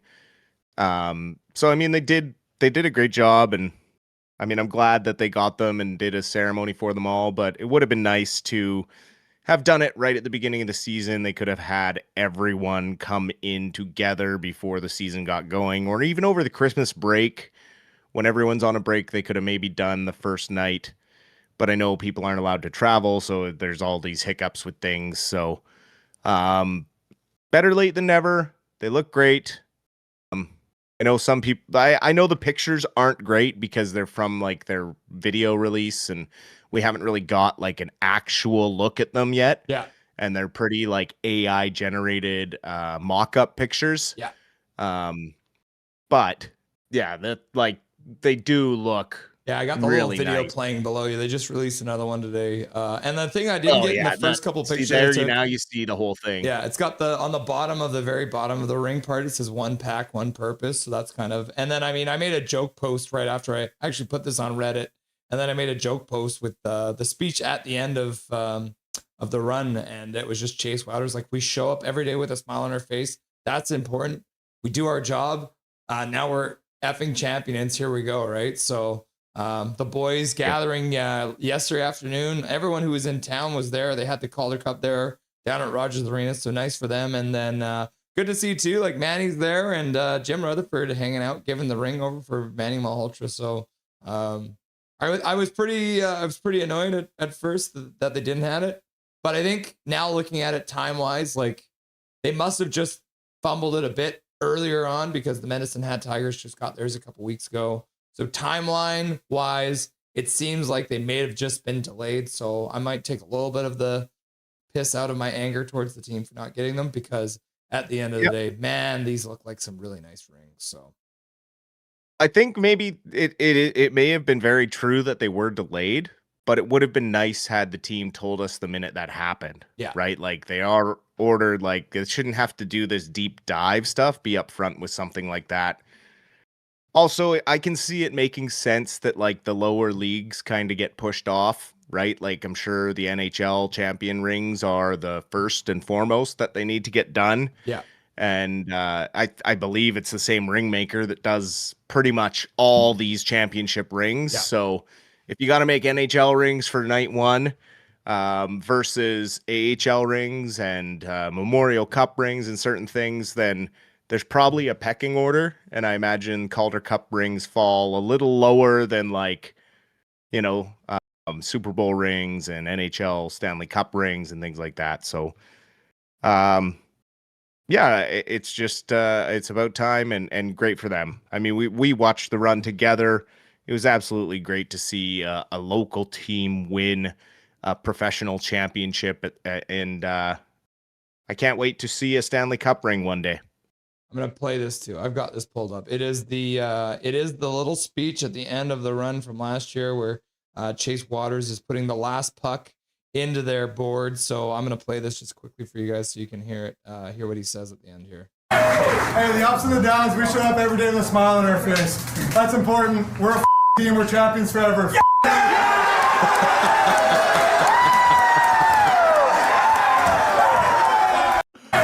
Oh, you love the playoff beards. Yeah, good look. So, and then the post was essentially me being like, should we call up Chase Wouters? Should we just make him Vancouver Canucks captain right now? Right. But nah, we don't need to. And when you see Manny talk to after that game, it's like, oh, he's so well spoken. Yeah. Next year. Hedl pushes back. So Hedl met with the media today for the first time, obviously doing his pregame media. And he got a little upset because apparently he's like, bro, like I've not had nearly as many concussions as you say I have. So I'm going to play that clip for you guys right now. I'll pull it up between me and Dustin here so you can hear it. What I know about myself and my closest people knows what I go through, and sometimes it's said in the media how many concussions I had and whatever, but it's just the number what I seen sometimes. It's crazy that people can write this number when they don't know anything about it. You know, like I'm not gonna say how many concussions I had in my life, but yeah, the number what people say on the internet is crazy. Do you believe him? Do you not believe him? What are your thoughts on Hedl's claim that it's not as many as everyone thinks? I mean, he knows his history better than anyone. Mm-hmm. Obviously, you could look into medical records if you really cared to, but if he thinks he's healthy and the doctors say he's good to go, then I mean, that's all we can do is trust that, right? Like he's his own person. We can't make decisions for him. I'm sure doctors have advised him to be very careful and try not to get any more concussions because he has had at least 2 now with the Canucks already. So regardless of how many he's had previous to this, I don't care. He's already had 2 in a Vancouver Canucks uniform, and that's enough to warrant a little bit of worry. Well, I wondered too, because you mentioned last night with Sidney Crosby when he was dealing with his stuff when he got knocked out, and it turns out it was a soft tissue thing in his neck. And I noticed tonight on Phil Hedl, on the back of his net, he has some of that like athletic tape right along the base. You can barely just see it coming out of the top of his jersey. So have a look next time you see him on the ice. But it looks like he might even be wearing some of that tape, maybe. And that makes me wonder, maybe even this injury wasn't a concussion. Maybe it was something to do with his neck. But he's the only one who knows, and all we can do is speculate on it. Yep. Well, and it takes me back to when we talked about Sidney Crosby, right? And his soft tissue damage in the neck that turned out to be mimicking the symptoms of post-concussion syndrome. He did have a concussion, but it was actually a whiplash injury that he was suffering the symptoms from. And so once they got to the bottom of that and he healed correctly, he moved on. And look at him now. I mean, still an absolute demon and hasn't even lost a step at the age of 38 going on 39. The guy's still one of the fastest speed bursts in the league consistently for a 60-minute game. It's just unreal what he's doing, man. He must be an absolute tank in the gym. Yeah, it was funny. I think it was Calvin99 Charlie sent me a picture of Crosby and his legs, and they're just like double the size of the person he's sitting next to on the bench. So he's got tree trunks. We're not surprised by that. No. Kane to the Stars or the Avs? Question mark. So old former Vancouver Canucks goaltender Kevin Bieksa tweeted this out, and it was per multiple sources, I'm told the Dallas Stars, the Avalanche are among the likely destinations for the Canucks for a potential Kane trade. So the only thing that I wonder about is when you break it down, you can actually see the Colorado Avalanche do not have a pick in the next year's or this year's draft, and I think until like the 5th round. They have traded everything away. Dallas has a second rounder. Neither of these teams have a first rounder this year. Do you have a preference between those two teams? Like, would you be willing to take a first rounder the next year or something like that? Or if you got a second round for Kane, would that be a win? I mean, for Kane, Christ, I'd take a fourth rounder next year. I don't care, man. Just get him off the team. Get him to anywhere but here. He's not helping lead these new guys that are coming up from Abbotsford and the new guys that have been traded in. Just get him off the team. Whoever will take him, take whatever they will offer you and say thank you and goodbye. Yeah. Yeah, I just got it pulled up here below your Avalanche. No picks for the first 3 rounds.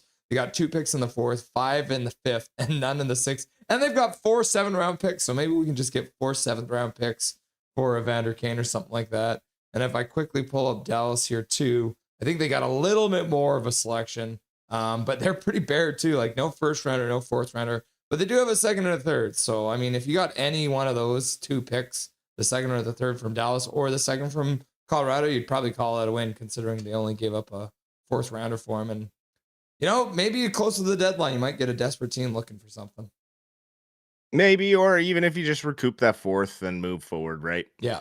Last thing we'll talk about before we get back into the Canucks game is a Vancouver team absolutely dominating on home ice, which you do love to see. Oh my God. I mean, the first period was a little bit on the boring side. It felt like both these teams were maybe taking a minute to get back into the Western Conference, or sorry, the Western Pacific time zone. But man, once they started firing, it was all hands on deck. Did you manage to get a chance to see any of the game, Dustin? I didn't see the game itself, but I did see the highlights, and boy, oh boy, it sure looks like Sarah Nurse is shaking the rust off. She was flying out there, 2 goals causing a last lot night. of 2 goals, but also generating other chances, and she's so solid at both ends of the ice. Just a really good 2-way player. And then you had Vanisova getting her first goal. So that was cool to see. And yeah, no, just looked like they just went out and took care of business. I mean, Toronto did put 24 shots again on net, but you know, Vancouver just had a really good. From the highlight package that I saw, it looked like they just had a good, controlled, structured game, and you know, fast-paced, quick attack offense. Well, even the 3 new women they got in from the trade all were in the lineup last night, so that was good to see. They inserted themselves in, and like we talked about before with this team, the fact that they were able to have more center depth, so to have that stability right down the spine of the team. But yeah, Teresa Vanisova, got her first goal. I'm stoked. She's officially my favorite player on the team. Number 1, she wears my old jersey number, which was 13, which is one of the jerseys I wore. And she's a shit disturber. So next time you guys are watching the game, it was an ugly goal. It was ugly, but it was still a goal. And Sarah Nurse is she's dominant. The 2 goals she scored were just absolute snipe shows. So 4 goals in 3 games for Sarah Nurse. So she is so much better than her brother. Yeah. It's crazy. It is crazy how much better at hockey she is than her brother. Yeah. Good the thing the Golden Knights did get the win. They are tied for last place with their expansion rivals, the Seattle Torrent right now, who also have 2 more games to play in hand. But with that win over Toronto, that pulls them to 1 point behind Toronto and 3 points behind Ottawa. So they have 1 more game in hand on Toronto, so they could technically jump over them in the standings if they win their next game. So we'll have to wait and see if they can manage to pull that off. Absolutely. Do you think Adam Foote's calling out the veterans in the locker room to see if it'll work again for the second period? Who knows? He's probably calling out the power play. I mean, I hope he was calling out the power play. Yeah. All right, Dustin, and I hope we can enjoy the rest of this game between the Canucks and the Devils, and we'll chat again in the post-game show, brother. We will do that. Cheers. Dustin Boydell, the Silver Fox, stopping by. Yeah, guys, if you haven't a chance yet, go check out the highlight package for the Golden Eyes. That was an absolute beauty of a game last night for the ladies down there at the Pacific Coliseum, which was great to see. Right. So play will be getting underway any moment now. So let's get the clock reset. Second period. Players lining up. We got Philip Hedl being deployed as the first center to take the face off. The puck has been dropped.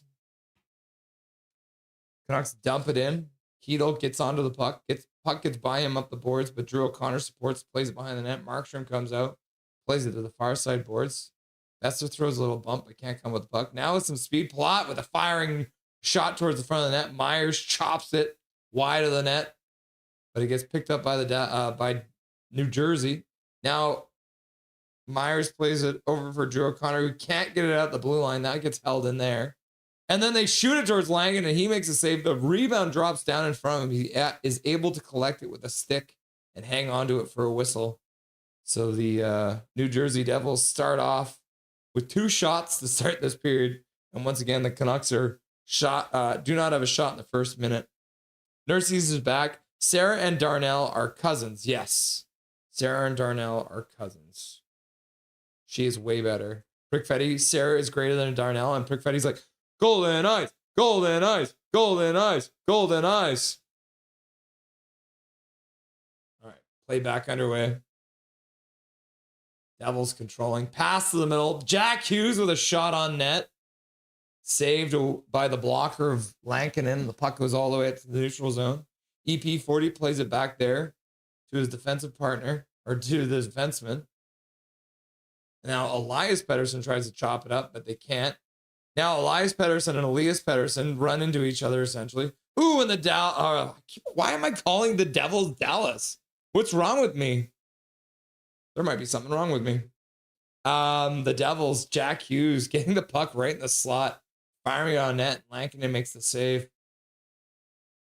Yeah, deflected right towards him off of Plot. Yeah, good save there by Lankinen. Go and covers it up. Just incredible. I mean, they promised new seats forever and got delayed too. So nothing is surprising with this organization. Nope. Pretty enough. Andrew, watch every Canuck game and watch what happens when he has the puck. He doesn't make anything happen. He is not an impact player. He is just going through the motions. My post on Reddit hit 1,093 views. Laugh out loud. I'm famous. Canucks get the puck into the Devil's zone. Ogren trying to dig it out. Garland there too. Back and forth. Puck rolls towards Jacob Markstrom, and he's just going to hang on to it. 18:29 left to go in the second period of play. Andrew, actually, injuries have said we could get a top 2C young prospect and a first for PD. Not that low value. A plus PD isn't the problem with this team. Wonder how many carats those rings are. I never blamed PD directly. I blamed the foobar out Patrick Alvin. He's totally shit. Canucks bring the puck over the blue line. Garland on the half boards.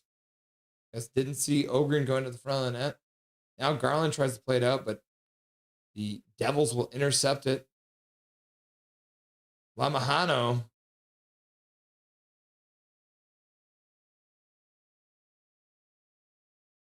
Oh no. It's like Vielander just took a penalty. He doesn't like the call, but it is what it is.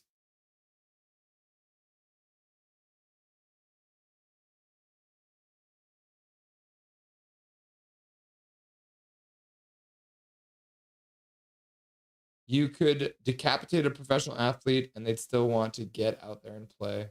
If Hedl hasn't had so many, why did this take so long?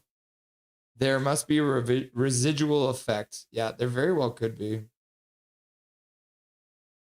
Devils win the face-off.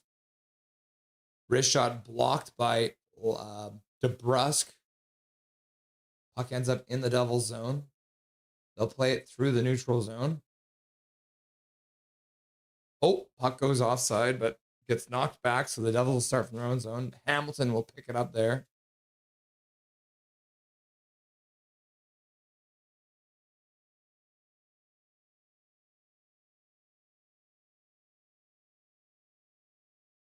Jack Hughes passes into the slot, and they score! Oh no, I played the wrong. Tank, baby, tank! Look at that, a power play that works. On the 6th shot of the period, the Devils have made it 2-0. And this Vancouver Canucks team does not look like the same one we saw last game. They've gotten back into their old habits. We got Bluger back in the lineup, but apparently not to kill this penalty. We got Kampf out there who couldn't take his man, and the pass into the slot. And old number 13, Nico Hischier, former, what is he? Was he the first overall pick? Scores a goal just like that. The New Jersey Devils are up 2-0. I might have to put the bag back on my head.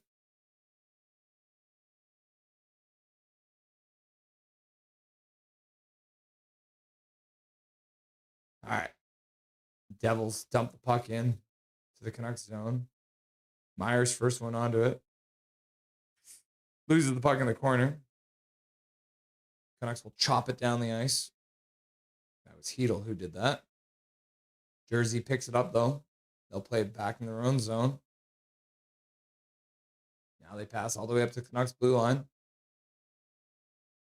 Cody Glass loses the puck. Hedl can't come up with it. Devils back to the blue line. Shot to the front of the net, and they score! Tank, baby, tank! Jack Maloney's here. Benning has been gone for 5 years. This isn't on him. Maybe 2 or 3 years ago, but not anymore. I'll watch a women's heated rivalry, says Dijon Mustard. You should watch the heated rivalry series. It's great. It's a really good series. Alvin and Rutherford inherited a big mess. Benning left. Sarah greater than Darnell. Yep. Exactly, fangirl. It is 3-0 now. Hedl might be the problem. We thought it was Miller. We thought it was Hughes. We thought it was Tocchet. Maybe the problem is Philip Hedl. I love Sophie Jakes, says Michael Chow. I agree, Dijon. Alvin and Rutherford created a mess. Spreading the trash around the room isn't cleaning up. All right. Canucks get the puck in. Kampf chops the puck behind the net. Hoglander gets the puck free, puts it back to the blue line for Hronek. Keeps it in just barely. Passes down now for Hoglander. He passes across for Bouillon. Bouillon back for Hronek. He fires to the net. Markstrom makes a save. Chops it out into the neutral zone. Hronek picks it up there. Backhand pass. Missed by Kampf. And then Hoglander harasses his man. Almost gets the puck in front. Puck is rung around the boards. Hronek pinches in to keep it down. And then Carlson is there as well. Puck comes up the boards for Kampf. He'll chop it down. Glove down by Carlson. He plays it in the corner for Hoglander, who gets hit immediately. Now Kampf tries to get to his man, but the Devils will pick it up, flip it into the neutral zone, and skating onto it is Dandadoff. Hits the man in the corner. Bouillon loses the puck behind the net. Devils played up front, but that gets intercepted by DeBrusque. And the Canucks will ice the puck with 15:35 left to go. All right, hang on a second, guys. I'll be right back.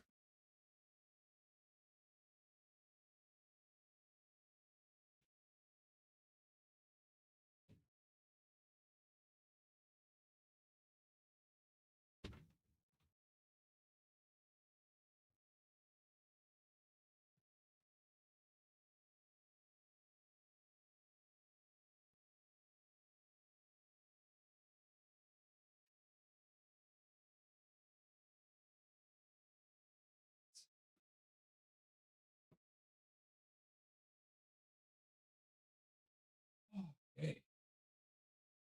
Oh, it plays back underway.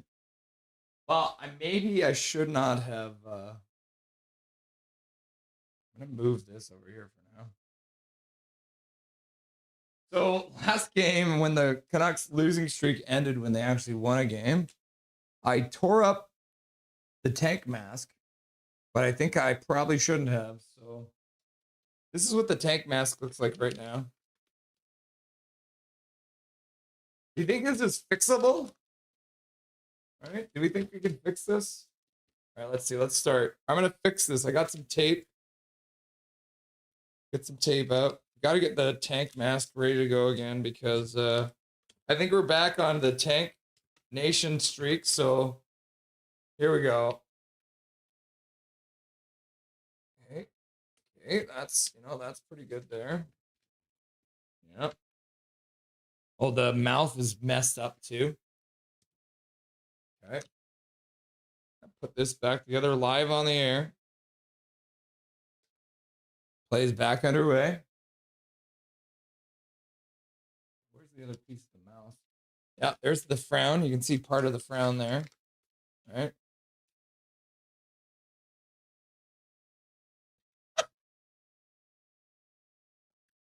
Okay.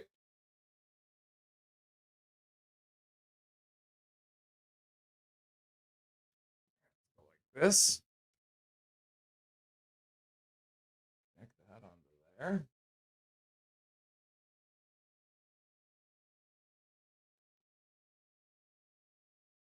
Oh, the Devils have iced the puck.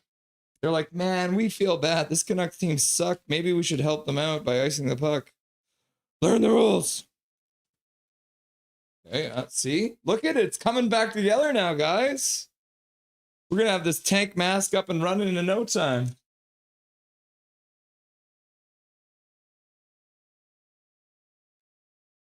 Okay, see? Look at that.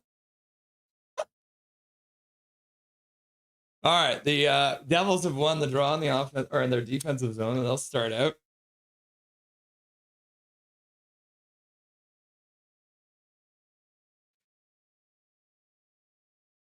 I guess it was too good to believe that the Canucks would win multiple games in a row, eh? Coming back together, though, eh? It's another chunk of the mask. I really did a number on this thing.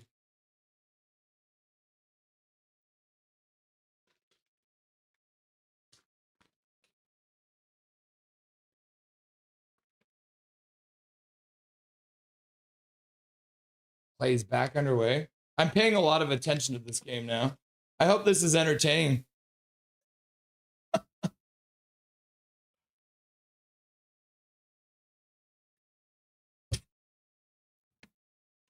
Ooh, the Canucks get a chance. The puck went wide.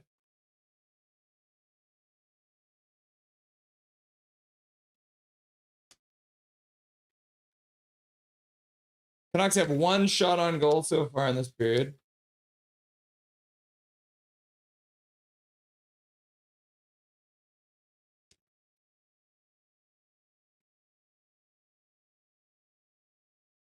Okay, yeah, look at that. Oh, Lankinen makes a save on a partial break to the front of the net. And luckily for the Canucks, we get a commercial break here.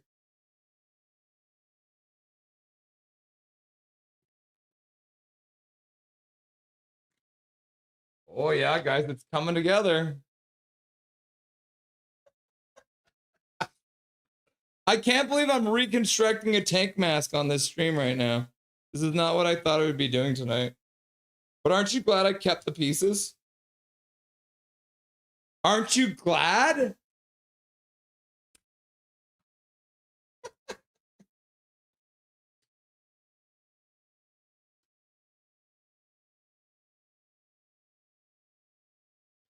Oh, yeah, this is going to be great. I think it's going to be even better. It's going to have more character now. It's even uglier.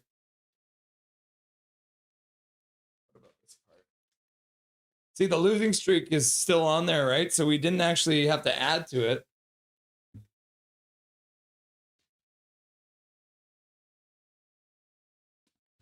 Oh, that's not working. Because the bag is greasy. Oh, my God. I'd have to use different tape. This is like wall-friendly tape. It doesn't feel as sticky. There we go. Oh, that's a way better idea. What have I been doing this whole time?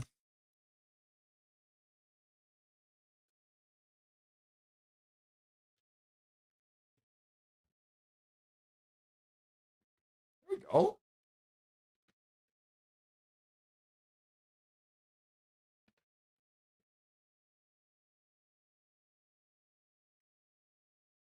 Oh, the Canucks hit the post, so that's not a shot on net. Beating Markstrom, but not the bar. Oh, this is where it's going to get hard now. That's what she said!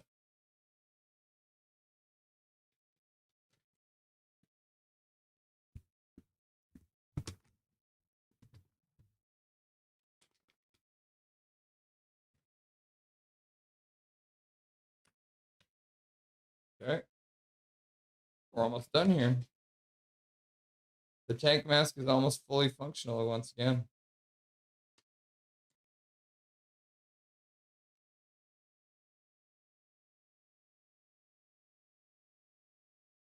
Canucks do have 2 shots in this period now, so that's something, right? Devils are controlling, though. Canucks have a 2-on-1. Patterson tries to pass across for DeBrusque, but it gets blocked.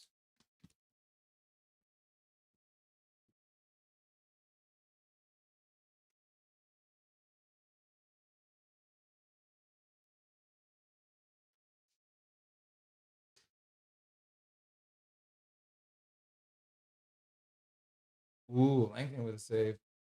Garland comes up the rebound. He skates in, passes the middle for Bluger. Bluger can't get to the puck. He'll mishandle it. This start seems a little like this is busted right here.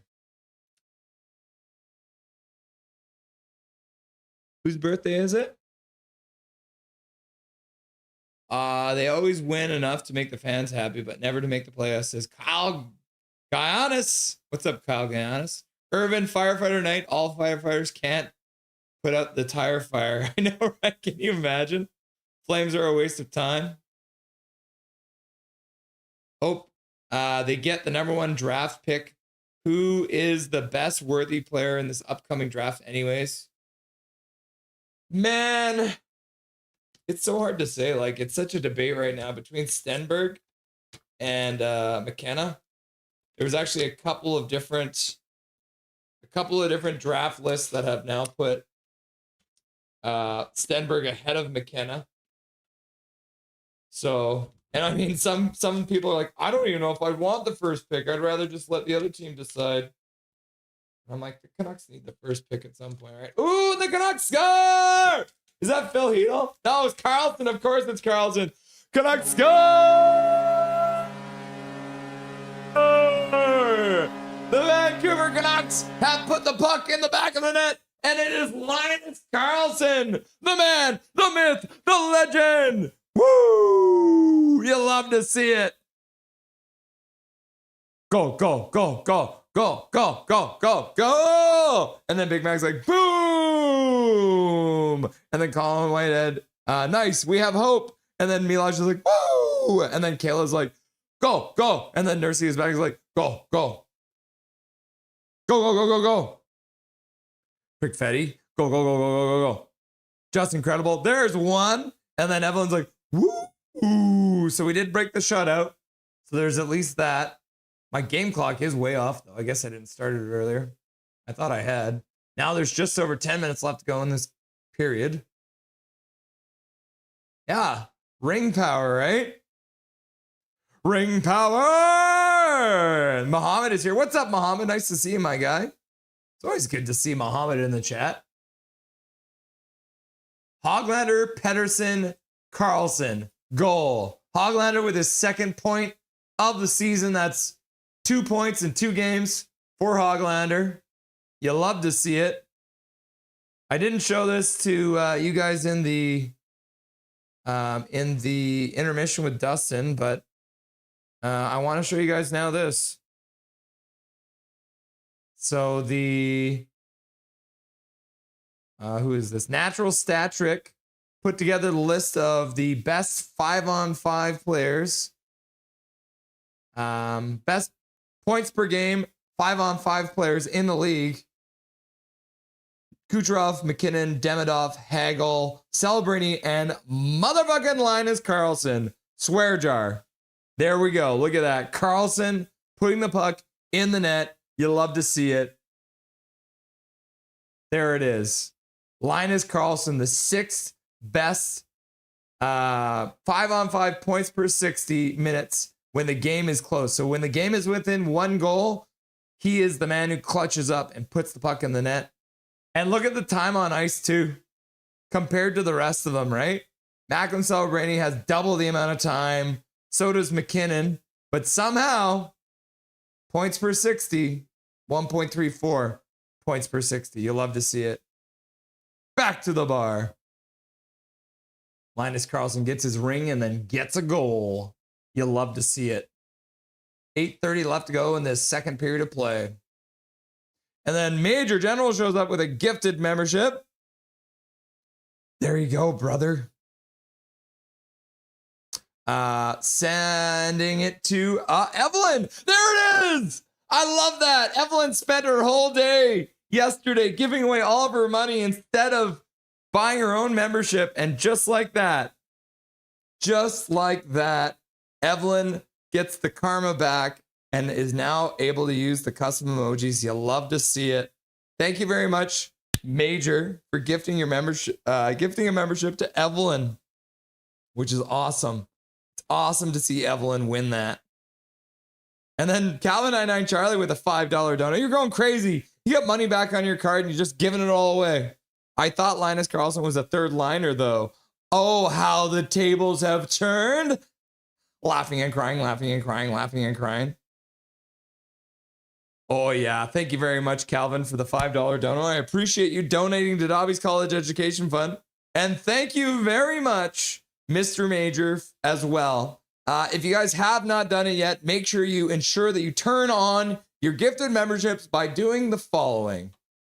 Click the join button below me. Once you click that, it'll bring you over to membership. You're going to click on the 3 dots there. We'll bring you down to gift membership settings. Click on the gift memberships. Flip this switch over, turn it white, and bam, you could receive a 1-month membership to this channel, courtesy of Major, courtesy of Hunter, courtesy of whatever generous person decides to donate to the Dobby's College Education Fund that night. So thank you very much, Calvin, for the $5 donation, and thank you very much, Major, for your gifted membership for the Canucks. Go, go, go, go, go, go, go, go, go, go, go, go. And then Derek Wang's like, no time to relax. We got to keep up the score. Oh, no. Garland took a 4-minute double minor. Whoops. The man is bleeding, so after scoring in classic Canucks fashion, they will now have to defend a 4-minute power play. Who is taking the face-off? Oh, the New Jersey Devil player, Heischer, gets tossed out of the draw, the captain. He does it begrudgingly, and Connor Brown would come in to take it against Camp. You got Bluger and Pettersson. Camp does win it. Marcus Pettersson picks it up and doesn't hesitate. He'll fire it around the boards and all the way down. And then Justin Crowder's like, tank, baby, tank. Kyle says the problem with the Flames is their super terrorist captain, which they tolerated, but if they move on from him, they'll advance so many higher levels. Who's the captain? I don't even know who the captain is. Canucks come in shorthanded, 3-on-1. Teddy Bluger scores! Teddy mother trucking Bluger with his first goal of the year, I think. Was that his first goal of the year? That is not how. Oh, it was his second goal of the year, and it's shorthanded. Shorthanded goal for Teddy Bluger. Woo! You'll love to see it. Canucks score! Tanking is sad, pathetic, and against the spirit of competition. Go Canucks, go, go Canucks, go, go Canucks, go! Not again. You missed one, or was you saving it for later? I just wanted to know your thoughts. Woo! Says Milosh. And then Fangirl's like, go, go, go, go. And then Big Mac's like, boom! And then Michael Chow's like, blue! And then Kayla Chapman's like, goal, goal, goal. And then Donnie Bluebone, 3-1, worst lead in hockey. Yeah, there it is. See? There it is. Sensei DMI. Oh, I didn't even update this There we go. Let's update that. 3-2 now. The Canucks have made it a closer game here. Rip that bag up again. $2 dono. Laugh out loud. I don't want to do it too soon, all right? I see it, and I appreciate your $2 dono. I don't know if I can do it yet. Swervin's like, yes! Goal, go, go, go, go, go, go, go, go. I'm the good luck guy. And then Ryan H is here. He's like, nice. That's one for Gar. Yeah. Teddy Hockey, the Latvian assassin. Coach Rob Willie's like, goalie, goalie, goal. Ooh, what a save off a one-timer. Jack Hughes gets a nice pass from Dougie Hamilton, and Lankinen keeps the puck out of the net. I think that puck came out of play like... Puck. Is it a delayed offside? What the hell is going on? So there's 2 minutes left on the double minor. And there's 6:26 left to go in the second period. Caster Brain. Goal. Goal. Goal. Go, go. Dijon Mustard. Goal. Goal. Goal. Goal. Derek Wang, Teddy the Bloogie Man. Yep. Gar's got to keep his stick up. So be it. There's no audio, Russ. No audio. Can you guys not hear me right now? Evelyn, you might have to restart the stream. Let me know, guys, if you can hear me. If you can hear me. Ah, okay. Yeah, she says there we go. My YouTube was glitched for a moment there because there was no audio. That would be messed up. Rip the bag. Rip the bag. Rip the bag. Shorty for shorty. No shame for the tank. Ring power. Teddy has a Stanley Cup ring. That is true.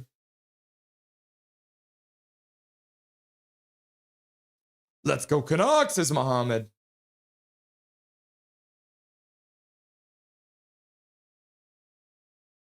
Oh, 14 months as a member. Major at 14 months as a member. Can you believe that?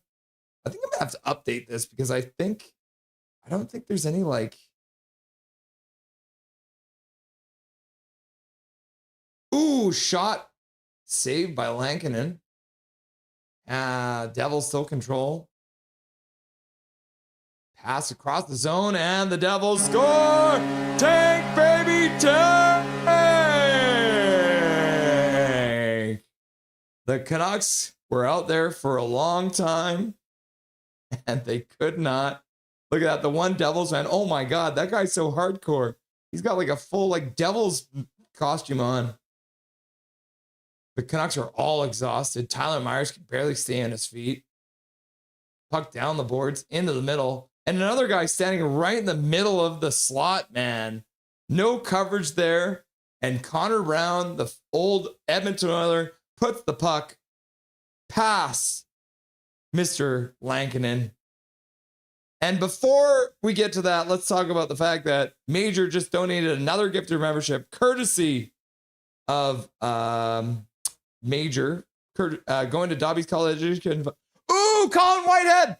Birthday present for Colin Whitehead. You love to see it. You love to see it. Colin Whitehead getting it on his birthday. Thank you very much. That was a birthday present. Isn't that crazy?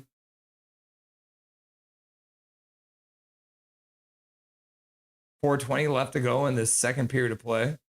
Canucks are down 4-2 as well. Devils through the neutral zone. They'll dump it in, restoring the 2-goal lead. Power play is over. Let me get rid of that clock there for you.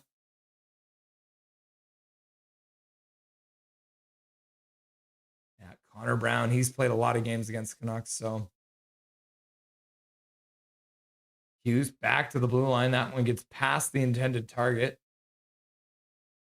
Kovacevic has to chase it back there. Hughes dumps it into the Canucks zone. Not enough for icing, I guess. And the Canucks will dump it out. That one goes up in front of their bench. The Devils will pick it up. And they'll dump it all the way down the ice. But the Devils have a step on the Canucks. So Jesper Bratt gets there. He passes over Hughes. He throws it towards the front of the net. Timo Meyer tried to get a tip on it, but couldn't get the job done. The Devils intercept the Canucks trying to take the puck out of the zone. Yeah, very flat play in the last couple shifts here for the Canucks. Carlson puts it over for Hoglander. Hoglander and Carlson both go behind the net. Markstrom comes out, plays it around the boards, though. Canucks will chip it into the neutral zone. Pass back to the blue line for Wielander. He'll throw it into the Devils zone. Markstrom can't knock it down behind the net. Bluger hits his man, but can't come with the puck, and the Devils will squirt it outside the blue line. Click the like button. New Jersey Devils regain their 2-goal lead, says Nursey is back.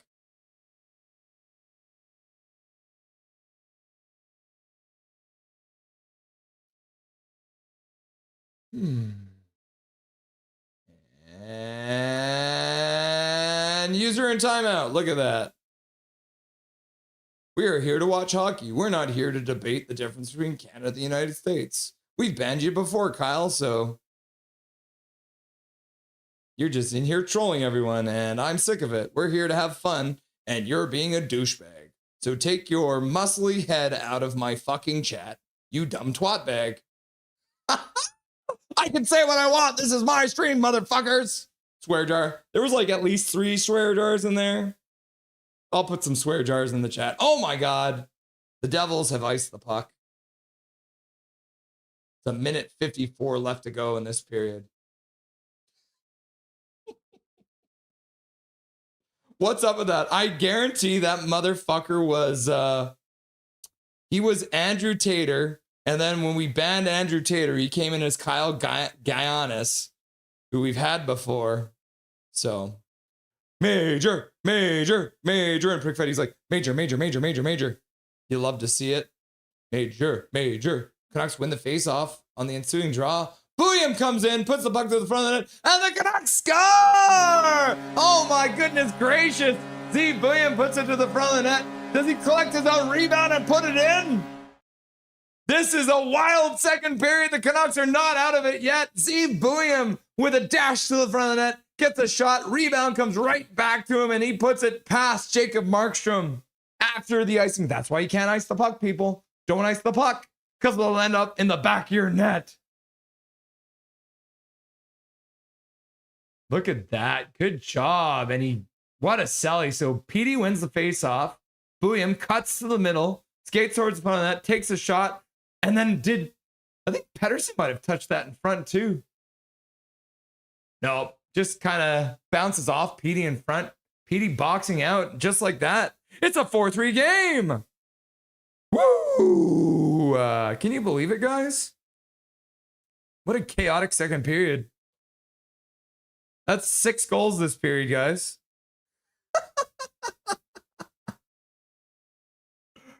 That's crazy. 6 goals this period. 3 for New Jersey, 3 for the Canucks. Canucks control. Besser. Pass over for Hedel, and what a save by Jacob Markstrom to keep the 1-goal lead. The great pass down to Hedel. Backdoor play, gets a shot off, and Markstrom slides across and makes the save. Oh my goodness gracious, Jacob Markstrom. What flexibility. What athleticism. Besser puts the puck down the boards. Hedel back to the blue line. Besser fires it from there, and Markstrom will make the save and hang on to it with 53.8 seconds left to go. Oh my goodness gracious. Can you believe this chaos out here?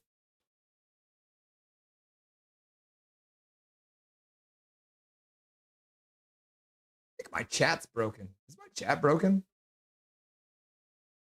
Yeah, chat's broken over here. What the heck's going on? Huh. What's up, chat? How come you busted? Try again.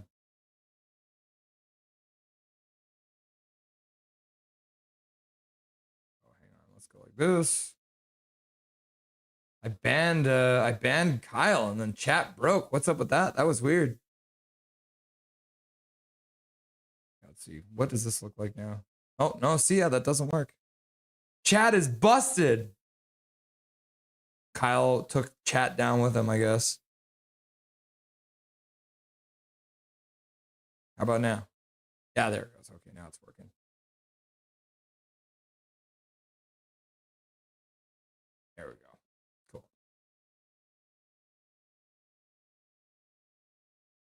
2 plus 2 equals 5.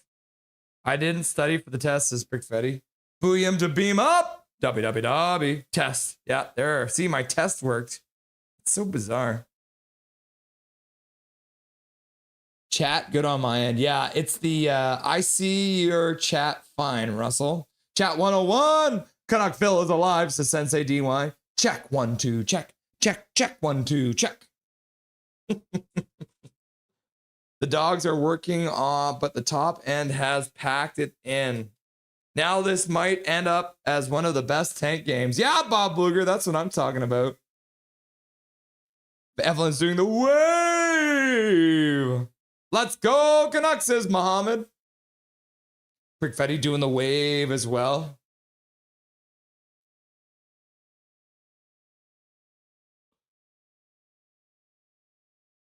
Thomas. Dobby. Okay, Canucks lose the draw. Play is back underway. Sorry I didn't start the clock. I failed you. Canucks do take the puck in their own zone, though. 625 points above.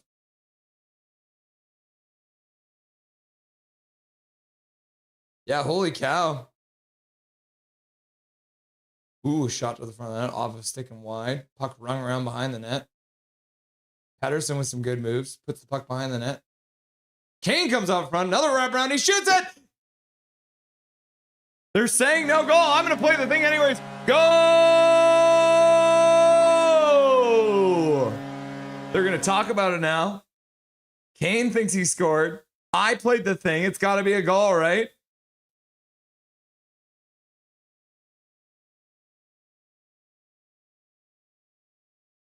Let's see this. Oh, no, I'm sorry.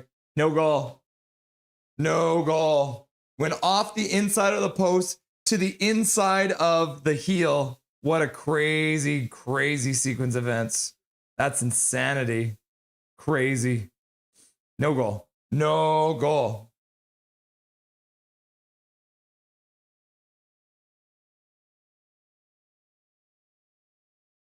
Dijon Mustard at Nothing is Perfect. Healthy Canucks team is a very different team. Yeah, this has been chaos.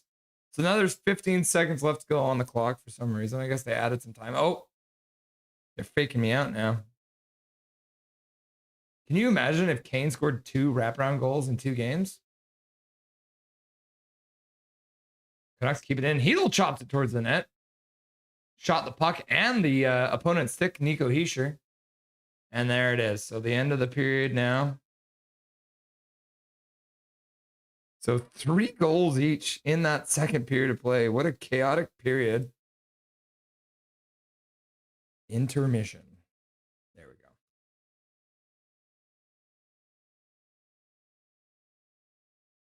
And then Major with another gifted membership into the chat. Duolingo. Duolingo receives a gifted membership. We love to see it.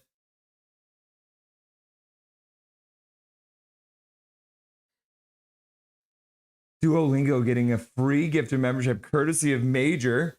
Hanging in the rafters. You'll love to see it. I love it when the regulars get the gifted memberships too. You'll love to see it.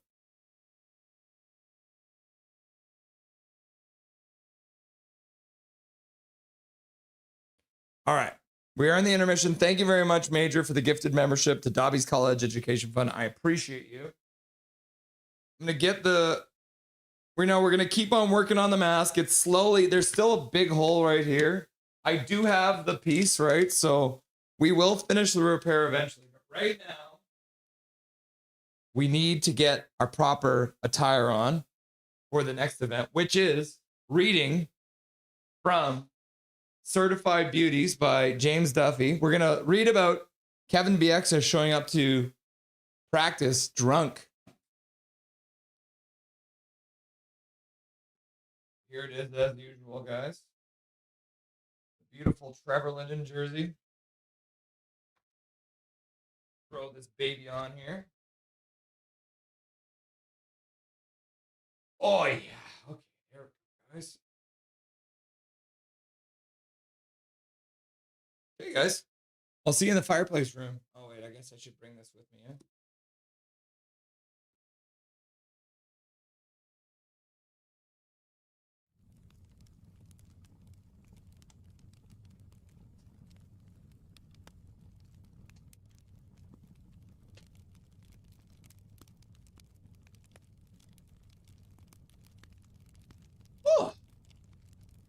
Hello again, everyone. This is our one of my favorite things to do is to read stories to you guys. So again, Certified Beauties by James Duthie. I got this for Christmas from Laser. Did you guys know that Laser's my father-in-law, by the way?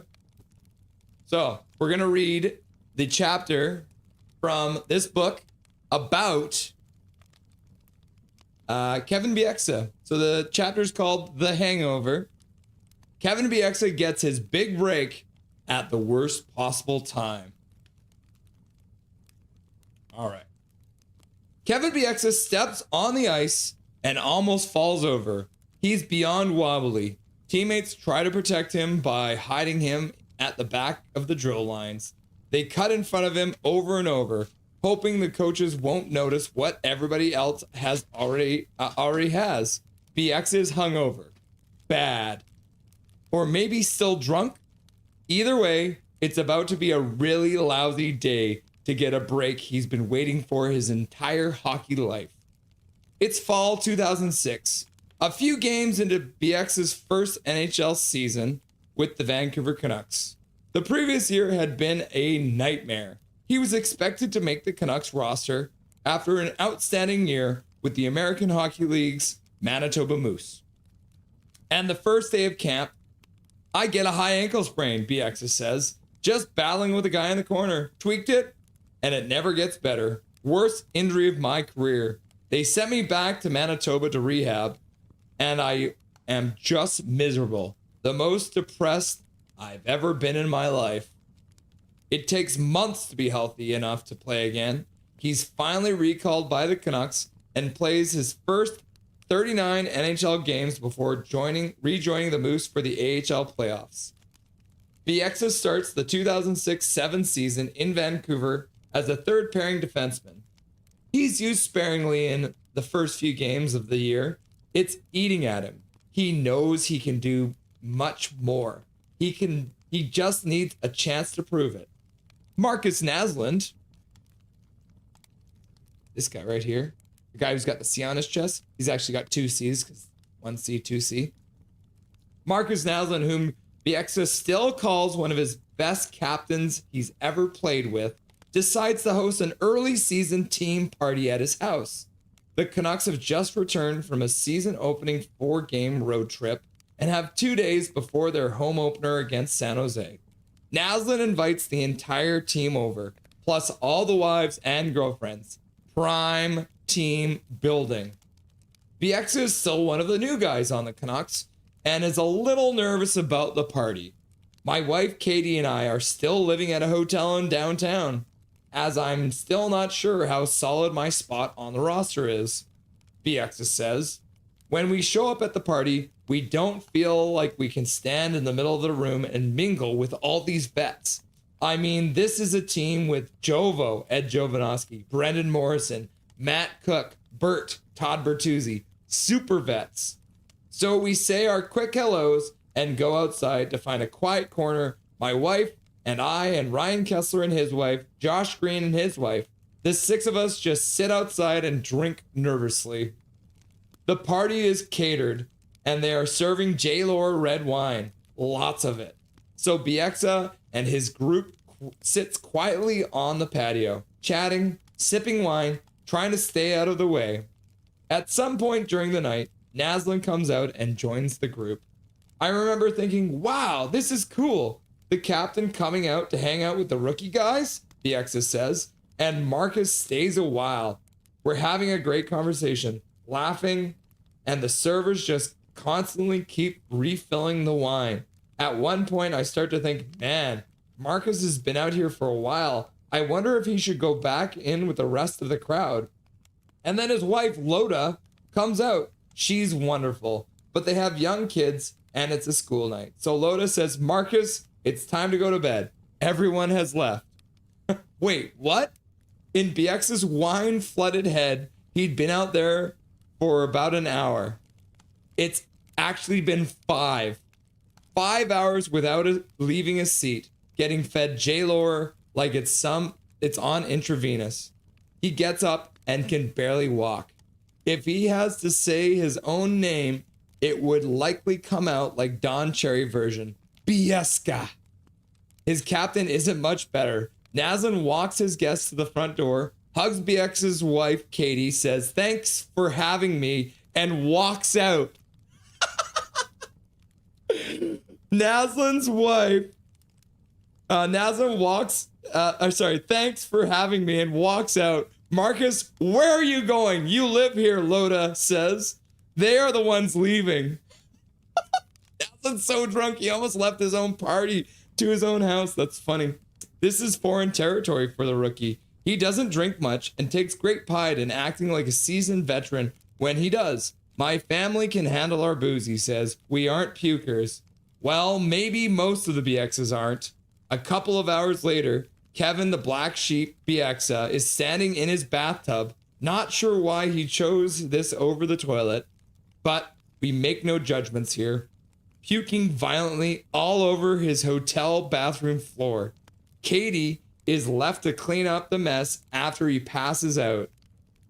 Sweetest girl ever.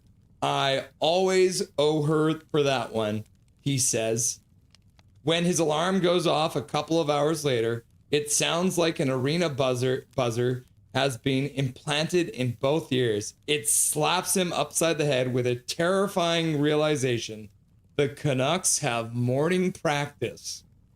This is the only moment of my entire career while I am a complete mess, Bieksa says. It would have never happened again. It would never happen again. I would be a total pro for the next 12 years. But the nerves from the party led me to drink way too much. And now I'm beyond worried. How the hell am I going to get through this practice? His teammates quickly realize the shape of Bieksa is in. It's bad. And hide him in those drills. But you can't escape for an entire practice. And it turns out this is not going to be an ordinary skate for the young defenseman. Coach Alain Vigneault blows his whistle. We're going to flood the ice and then do power play and penalty kill, he yells. And Bieksa, you're taking Sammy Salo's spot on the power play. Pardon me? Now? In this condition? And it's the opportunity Bieksa had been waiting for since he joined the Canucks. A chance to show he can play a critical role on this team. And he's wrecked. I'm thinking, oh my God, what am I going to do? Bieksa says, I had played a ton on the power play in the minors and was waiting for this chance. Now it comes at the single worst moment. I'm screwed. He goes into survival mode, deciding not to hold the puck for more than a second. It's on my stick and off instantly, he says. I'm seeing double and triple, just trying to stay upright and not make a glaring mistake.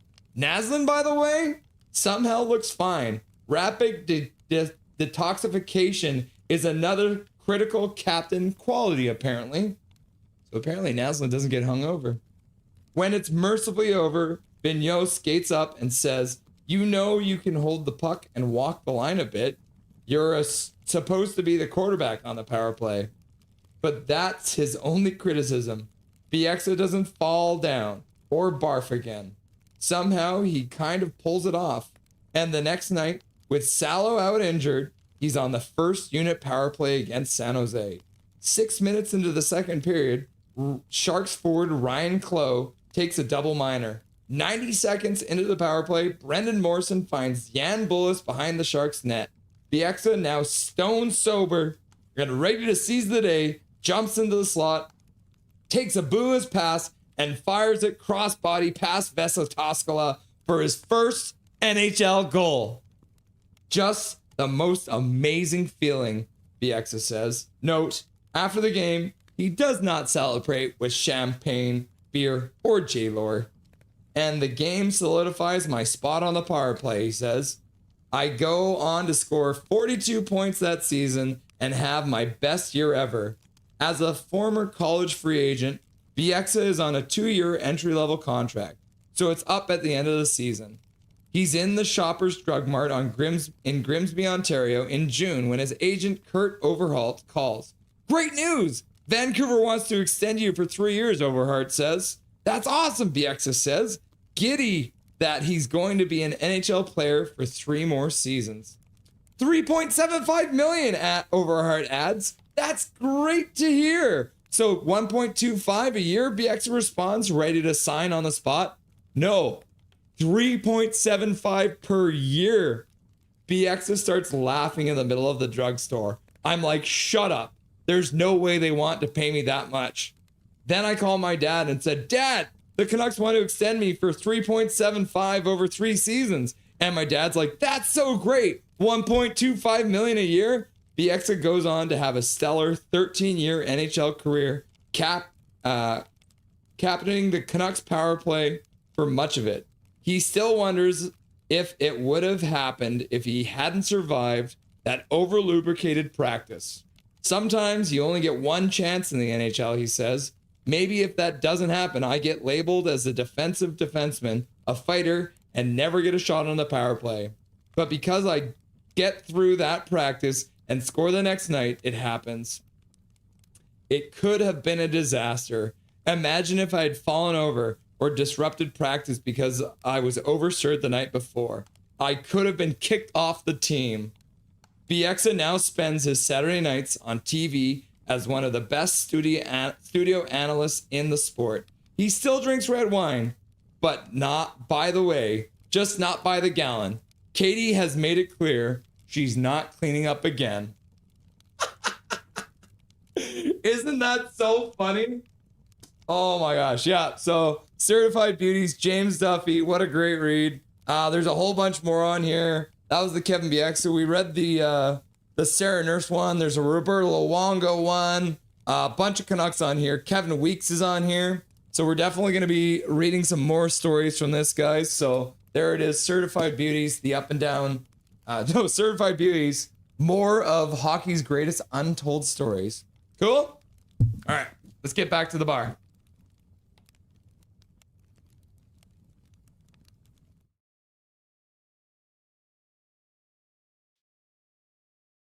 All right, guys. There it is. Pick it up if you haven't yet. All right. Let's get this jersey off now, because I will get too sweaty. Oh, my hair is crazy now. I can just feel it.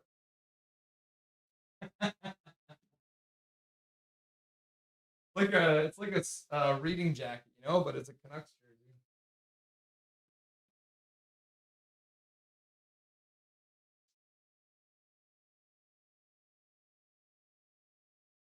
Okay. Oh, my knees. Okay. The last thing we're going to do in the intermission, we don't have much time, but I did want to show you guys this because a lot of you did get on and voted and made your choices. So here it is. The Canucks first round pick since 1999, 149 votes. 25 of you participated in the survey. So let's have a look. Okay, so crazy. The Sedins are the only ones who ended up with an average vote of S tier, so only 8%. So the Sedins, by your guys' collective vote, is only the only 2 players is S tier.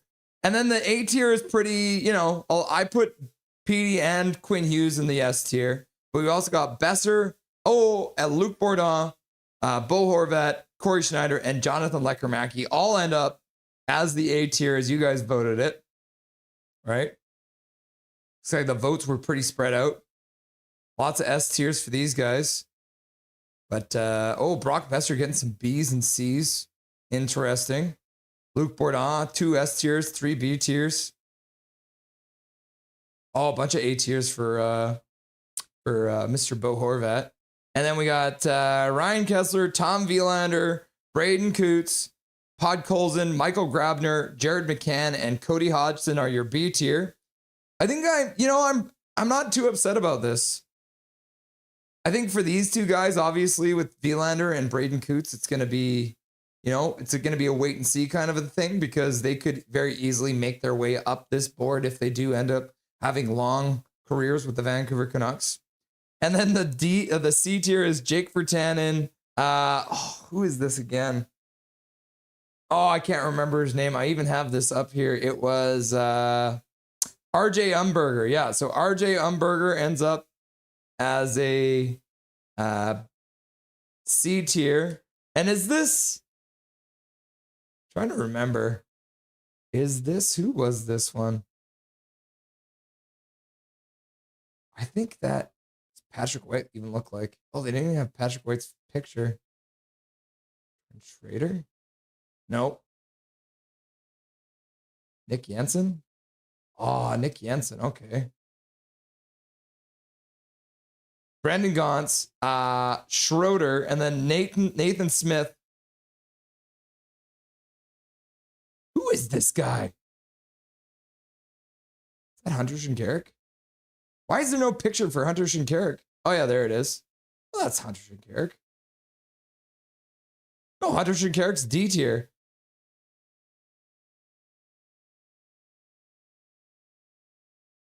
Is this who I think it is? Is this Oli Ulevi? What is wrong with you people? You put Oli Ulevi as C tier? What is wrong with you people? Oh, that's so funny. And then, yeah, so funny. Yeah, so I agree with most of this, but I do not agree with you guys. Oli Ulevi should not. Someone put Oli Ulevi as S tier. Show yourselves. That's so funny.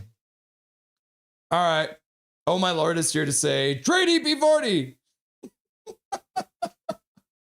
Welcome back, oh, my Lord. Nice to see you. Cosmic Dragon is here too. Oh, the game's about to get underway. It is a close one, so get that clock started there for you. Third period is underway. Dobby is in the office now, so I think I might grab him. I think Wielander is a better prospect than Leck. Yeah, I mean, he's already on the team, and he's only in his first year too, right? And then Derek Wang's like, I say la, la, la, la, la, la, la, la, la, la, la, la, la, la, la. Yeah, I'm going to grab Dobby now. Hello, everyone. I've been here the whole time. I just am super tired. Oh, love to have you here, Juliana. Always good to have you and Daniel sitting on the couch together. I can just see it. Russ, the B tier was me. It was on accident. My phone was too touchy. Laugh out loud. Oh, fair enough. Lecker should be an A. I think he might be eventually. Lecker should be a B for now. Yeah, exactly. I'm on the same page. I think he will be an A. Yeah. Should not be an A. Lecker Mackey should be a B for now. Yeah. Okay, I'm going to grab Dobby. Dobby?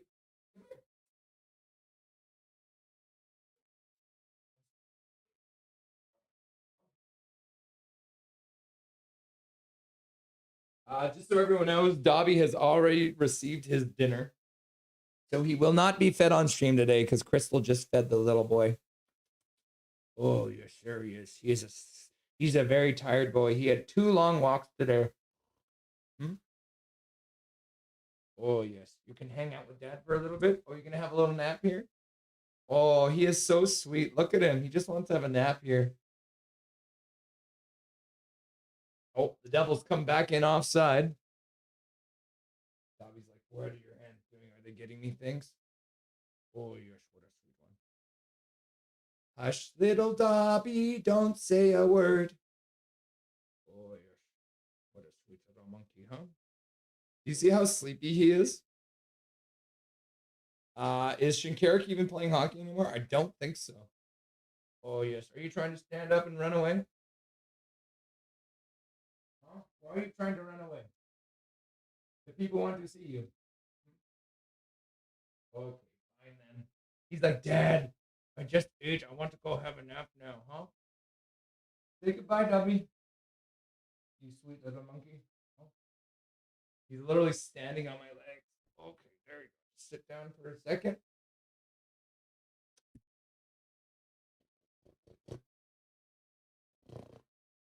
Okay, go ahead.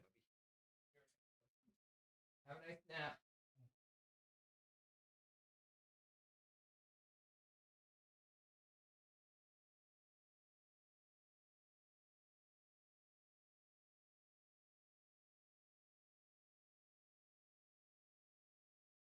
Oh, it's Hunter Shinkarik. That's hilarious.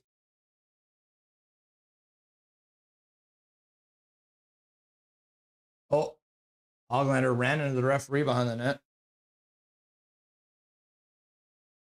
Hunter Shukarik is no longer a member of the NHL. He is currently playing in the EIHL. No, I guess he was retired now. His last season was in the EIHL for the Cardiff Devils, who I've never heard of this league, so.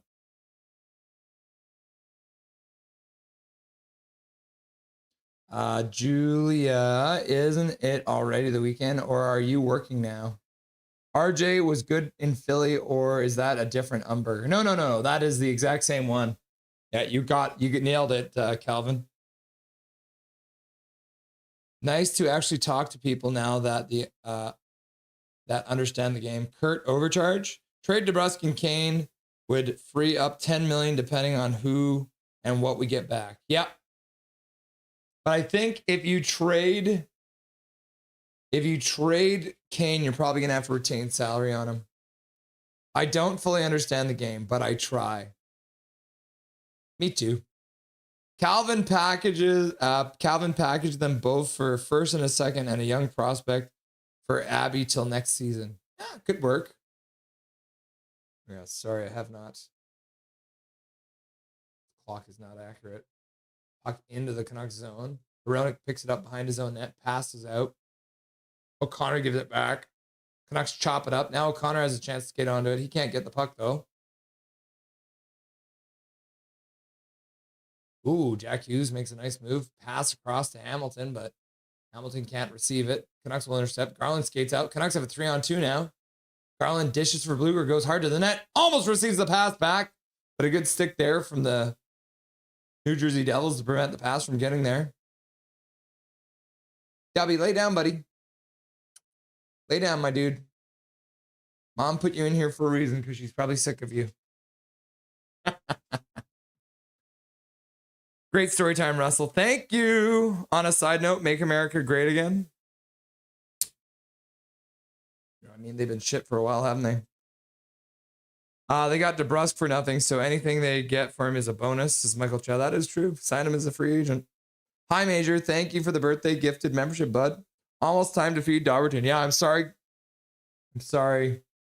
Gary got fed off screen this time. Major's like, Rusty and Dusty, Rusty and Dusty, Rusty and Dusty, Rusty and Dusty. I really enjoyed that read, says Kayla. Thank you. Joking. Love that story. Awesome. Ha ha ha ha. And Prickfetty's like, make America go away. Laugh out loud. Hola, Juliana. Como Vivida. Colin, I saw that you received it. Isn't it great? Fangirl, you keep saying that just after I feed Harley. Laugh out loud. So I guess Colin's feeding Harley at the same time that we feed Dobby every night, eh? With Hedl back in the lineup and Baines sent down, we have over $3 million in cap space. Interesting. Bieksa was a beauty. Yeah, he is, Sensei. You're absolutely right. Interesting, Colin. Yeah, you must be psychic or something. Laugh out loud. Okay, Hoglander with a step. Oh, he can't get the puck. Ends up going deep. Markstrom comes out, plays the puck around the boards. Canucks knock it down, keeping it into the blue line. Pass down for Camp. Camp passes down low. DP deflects it with his feet to the boards. Right through the front. Camp throws a hit. Can't get the puck, though. The Devils will start out. Hi, Swervin. Doing good. Working as hell. A bit tired, but all good. Can't wait for the weekend. How about you? It's the freaking weekend. Gonna have me some fun. How's the Atletico doing? Bourdon should be like C. He could barely crack the lineup before he died. Nah, I put him in S tier. He would have been one of the greatest defensemen in the history of the Canucks. Drew O'Connor gets taken down. Holding call against the New Jersey Devils. Putting the Canucks up on the power play. The Donoff putting his team shorthanded. Let's see. Let's get the power play clock ready. There we go. Calvin, yeah, that is RJ. Yep. To Bem e o anniversario da minha filha. Oli Z tier. Yeah, 100%. Yeah, if I had my choice, he wouldn't have even been on that list. Probably Ryan Kessler too, unfortunately. We'll see what happens, but Kessler is also going to trial for some absolutely disgusting acts against a 16-year-old girl. So we'll leave it at that. Fangirl, I don't think he is in the NHL if he's still playing. No, he is not. Rip Luke. Yeah, 100% rip Luke. Says Casket Brain. Are we going to get Bo back? No. No, I don't think so. I wish, though. Thanks, Colin. Juliana, good memory swerving. I have the main championship will start next week or so. They are doing okay on the regionals. Yes, your team. Cosmic Lecker Mackey hasn't really gotten a chance on the Canucks yet, though. I am not sure if Villander is a better prospect. Yes, this is true. But I would say the main reason that Lecker Mackey's not on the team right now is because he hasn't been able to stay in the lineup in Abbotsford. He's been hurt. He's been sick. He's only played 14 games, I think, right now. So at the moment he can prove that he can stay in the lineup down there in Abbotsford, he'll get a chance. And it'll probably take an injury of some kind or a trade of some kind to get him up here. Because as you can see, Jonathan Lecker-Mackey is on a 1 point per game pace down in Abbotsford. He's got 9 goals in 14 games and 5 assists, but he has only played 14 games.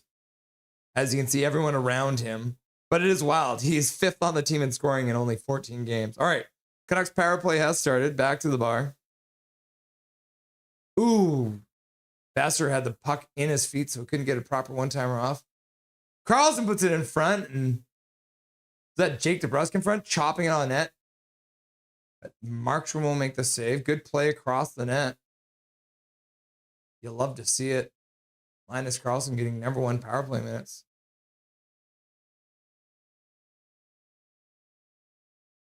Yeah, DeBrusk got a piece of it. Dobby. Oh, the Canucks win the faceoff outside the zone. Whoops. Oh, no, they're going to redo it. Put some time back on the clocks.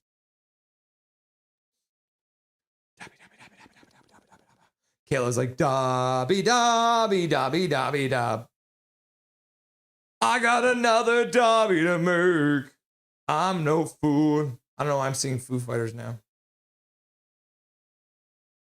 Canucks power play starting from their own zone. Booyam stops in the neutral zone. Passes back for Besser. Besser over for Pettersson. He loses it right inside the blue line.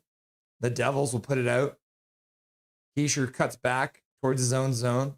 Now he'll pass in the neutral zone, and the Devils will chop it into the Canucks zone from there. Yeah, Rick ripping. Yep, 2. And then Big Mac's like, W! And then Julianne's like, oh, wow. Parabens Feliz Anniversario Pra Sua Fila. Happy birthday to your daughter. Yeah, it is. Happy birthday to Swerven's daughter. Ooh, a pass out front. Shot wide. Pettersson puts it back to the blue line. Besser over for Booyam. Over for Petey. Petey back for Booyam. Booyam 1 times into the front of the net. Blocked in front. Digging away as DeBrusk. Can't get the puck free as he was being covered well. And then the Devils will clear the puck down the ice now. Hunter Shukirik apparently isn't playing hockey last season. He's playing in the EJHL, though. Juliana. W. Jason Egger's like, Dobby. There's the Dobberton. Dobby.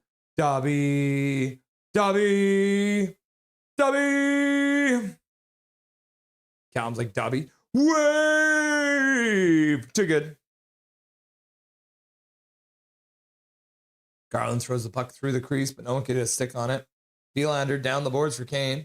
Kane throws it through the crease, and Markstrom gets a stick on it, deflects it to the blue line. Canucks keep it in, though. Garland picks it up. He throws it through the crease. Oh, no, he tried to throw it to the crease, but Dillon blocked it. Puck up the boards. Hedl throws it across the slot. Nobody was there to pick it up. And yes, the Canucks power play is over. So they have failed to score on the power play, but they do have a shorthanded goal. They are out shooting the Devils right now, 3-0 in the period. Markstrom makes a save, drops the puck, but he'll pick it up and hang on to it for a whistle. Yeah, 3 shots to nothing. The Canucks, through 10 minutes of this period, have 3 shots, and the Devils have nothing. So they're making a game out of it right now. Colin Whitehead, thank you, Fangirl. I thought if he was it, would have been in Europe or Russia. Yeah. Where is Thomas Tatar? Tatar!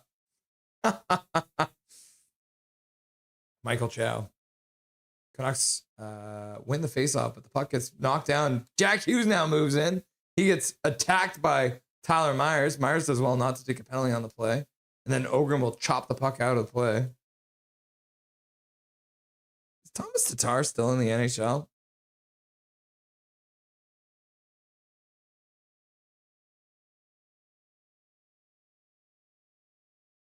He is not. He's not currently playing in the NHL. Ooh, a puck to the front of that. Hoglander battling away. So Hoglander's been promoted. Hoglander playing with Bluger now. Or this might just be the post-power play thing, but either way, Hoglander in, digging away at the puck. Chases Jack Hughes. Jack Hughes just avoids a hit. Hoglander harassing his man on the back check.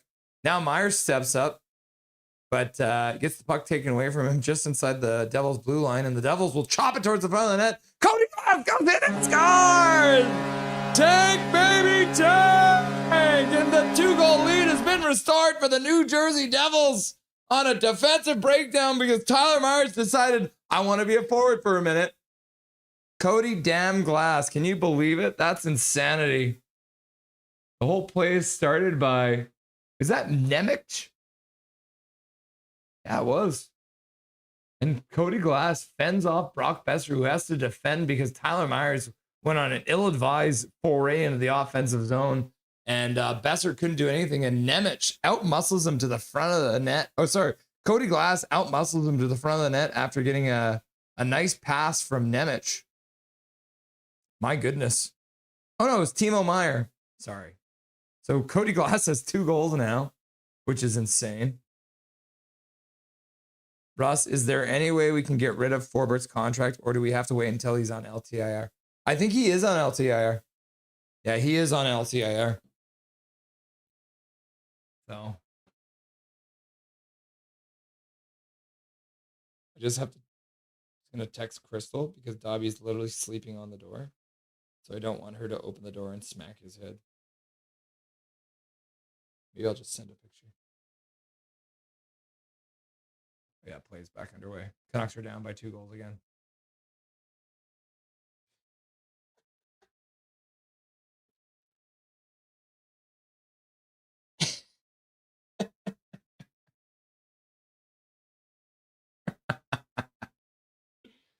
Oh, that's so funny. There's a little sneak preview. You saw part of my actual screen there. Update, DeBrusk is back in the regular rotation this period. Interesting. Attaboy, Camp. We want Hughes back. Transit fan Jacob in the chat. We want Hughes back. William down the boards. Puts it over for Kane, who puts it out front at the slot, but the puck gets away off of a New Jersey stick. William skates onto it. He'll give it back to Kane. Kane tries to play it back for Petey, who's now a defenseman because William was activated. The puck ends up in the Canucks zone. Pettersson spins and falls. Gives the puck away for Timo Meier. Timo Meier passes over for Jack Hughes, who skates up to the top of the faceoff circle. Now he plays it down the boards. Jesper Bratt skates behind the net. Now up the far side boards. Puts it over to Dougie Hamilton, I think, who puts it down behind the net. Puck squirts out front, and Lankinen bats it away. Devils will fire it back into the Canucks zone. Lankinen gets a piece of it to slow it down. Then Jesper Bratt in on the forecheck. Jars the puck free. Back to the blue line. Shot to the front of the net. Lankinen makes a save. Rebound comes to the side of the net. Now back to the blue line again, but the defenseman was doing something weird. Kovacevic couldn't keep the puck in, but Nemec will bring it out to the center ice. Devils try and pass across the slot. Now they get it. Looking for a pass in front, but they end up giving it to Teddy Bluger, who will pass across his own blue line. And then Connor Garland has to like skate onto it, chops at it, gets the puck into the double zone. 6 minutes left to go in the second period or third period of play. Canucks are down by 2 again because they're the Canucks, right? We want Hughes back. Derek's like, I am the one to blame. Please blame me. I won't blame you, Derek. It's never your fault. Michael Chow's like, pull the goalie. Forbert is apparently an amazing guy. That's what I've heard too, BML. If I had the power to teleport anywhere I want to, no passport, I'd go to a Canucks game at every arena and be in bed at the end of the night. No airfare, hotel paid for. Wouldn't that be great? Beam me up, Scotty. Cody Glass with his revenge game. Absolutely huge game. People's first in the chat. Boo. Oh, now it's a breakaway. Ooh, what a save. No worries. It's like a shootout. No chance. Breakaway for Hamanaho. Trying to get his second of his career against the Canucks, but didn't realize he was going up against the GOAT of breakaways.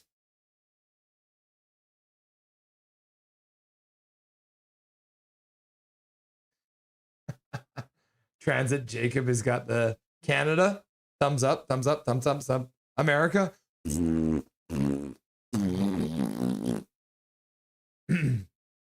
Oh, Lankinen makes a save and hangs on to it with 4:28 left to go in this third period of play. In 2026, Canucks went into a rebuild. Now in 2022-26, they're still looking for a captain. 209-year-long rebuild. Buffalo has won 16 cups already. Laugh out loud. Oh, no. It's my fault. It's not your fault.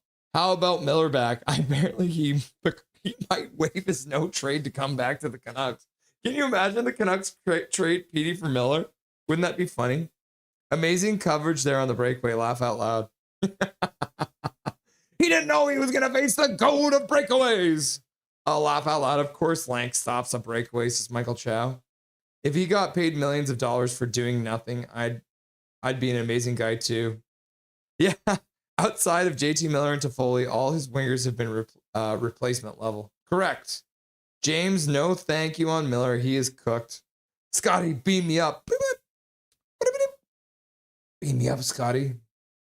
I hate Forbort for how he was smacked around, Hoglander when we played for the Jets. But seeing them hug and smile when they connected on a goal made me smile so hard. Donnie Bluebone, isn't that great? When you see former enemies make up, so beautiful. Boo for realizes bad luck.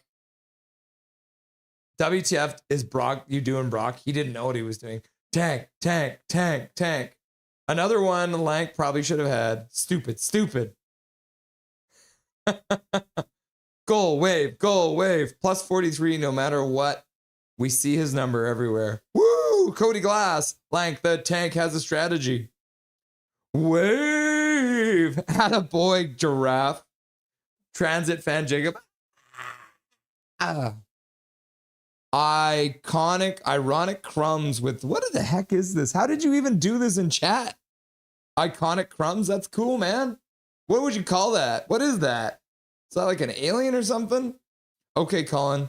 But what version of PD was 2 years ago? I'm talking about right now, today. Swervin, when he was playing for his full potential, PD is comparable to, but other than him, Noah won. Devils control the puck again. 4:20 left to go in this third period of play. Stupid Giraffe. It's 9:16. Did I miss Dobby's dinner time or did he have it already? He did have it. You didn't miss it. We did it off screen tonight. Yeah, no Dobby dinner tonight. The Canucks lose. He doesn't eat. That's why we need them to win. Too evil. Too evil. Too evil. Well, I guess maybe we should keep on working on fixing up the old tank mask, eh? There's only one more piece to add on to it. So you just got one hole on the side there now. So let's put this back on, shall we? Oh God, I dropped the tank mask.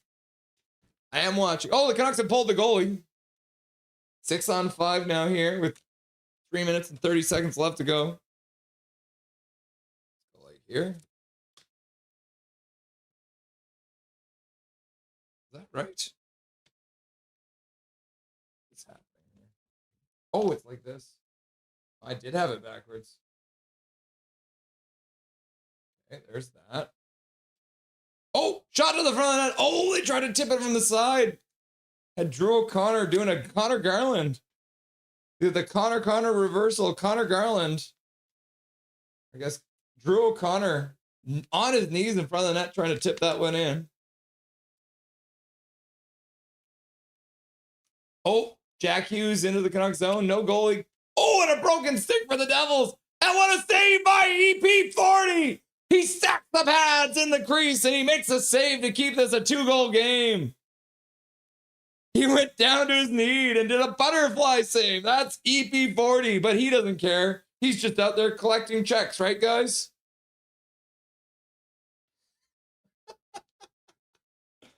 Canucks battling the puck up the ice. Hronek has it in the neutral zone. Now he'll fire it into the Devils zone. Markstrom can't knock it down because it was pretty high. But the puck will come around the boards. Canucks. Oh, now they give it away. Oh, and then Jesper Bratt gets checked from behind. EP40 with another amazing defensive play. And now they break up the ice. EP40 crashes the net. And a terrible pass from Hoglander gives the puck away, and the Devils will play it up. No EP40 back this time, but Marcus Pettersson, he does his best EP40 impersonation. Now Kane gets it 2-on-1. Kane brings it in, puts it in the front of the net. Carlin digs away, but they can't get it. The puck will squirt out to the neutral zone. William picks it up there. Minute 36 left to go. This is chaos, people. This is just some damn chaos up in here.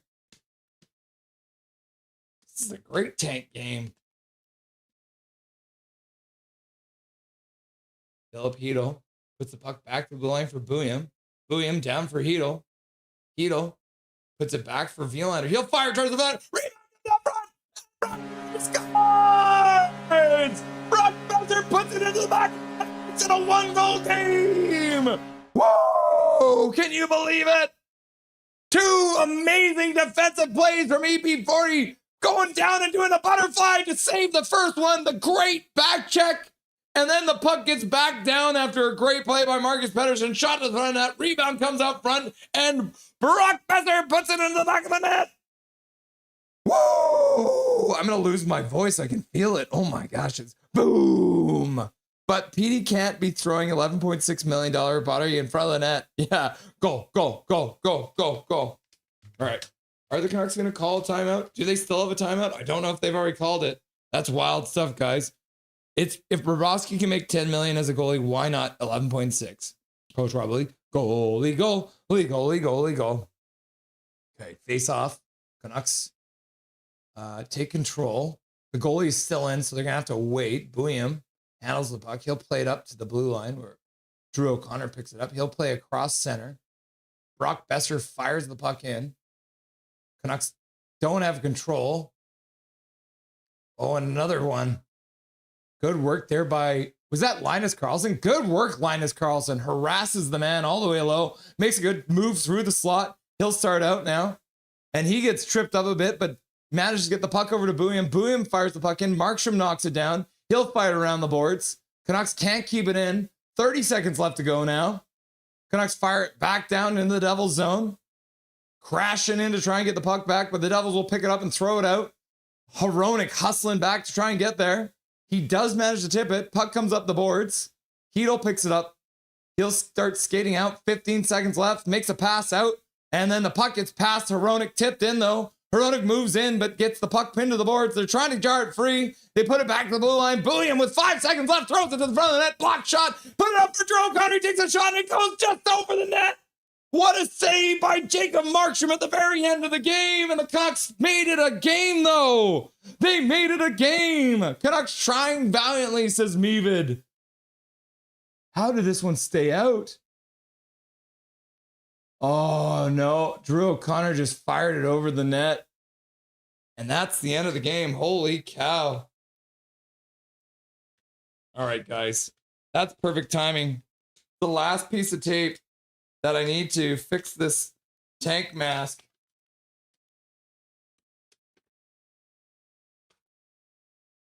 Tank, baby, tank! You can tear up the mask, but you can't get rid of it. Oh, that was a fun game, guys. Oh my God. Can you believe they almost came back in that? EP40. You tell me, chat, tell me that EP40 isn't earning his 11.6. Watch that game and tell me EP40 isn't worth $11.6 million. Who else was back there making saves? Tell me. Come at me. I'm wearing a tank mask. I just lost 2 subscribers. Baby tank doop doop doop doop doop, baby tank doop doop doop doop doop, baby tank doop doop doop doop doop, baby tank. And then Meva's like, at least they made a game of it. Hashtag Woofers McGee toot toot, stinking for Stenberg. I like that. We're farting for the forward. These games are we sign up for. Yep, really fun games, says Mohammed. W tank job. Great tanking job. Nice work, Carlson. New ring and 2 points. You love to see it. All right. Okay, I haven't put my... Oh, this thing is really fragile now, too, because I tore it to pieces. Taped it back together. All right. Get my headset on. Let's get Dustin on here. That was wild. What a chaotic game. The last game they played, it was 2-1. This one ends up being 5-4. Absolute insanity out there. Baby tank do do do do. Oh no, that's gonna be stuck in all your heads now, isn't it? I'm sorry. I'm sorry. Let's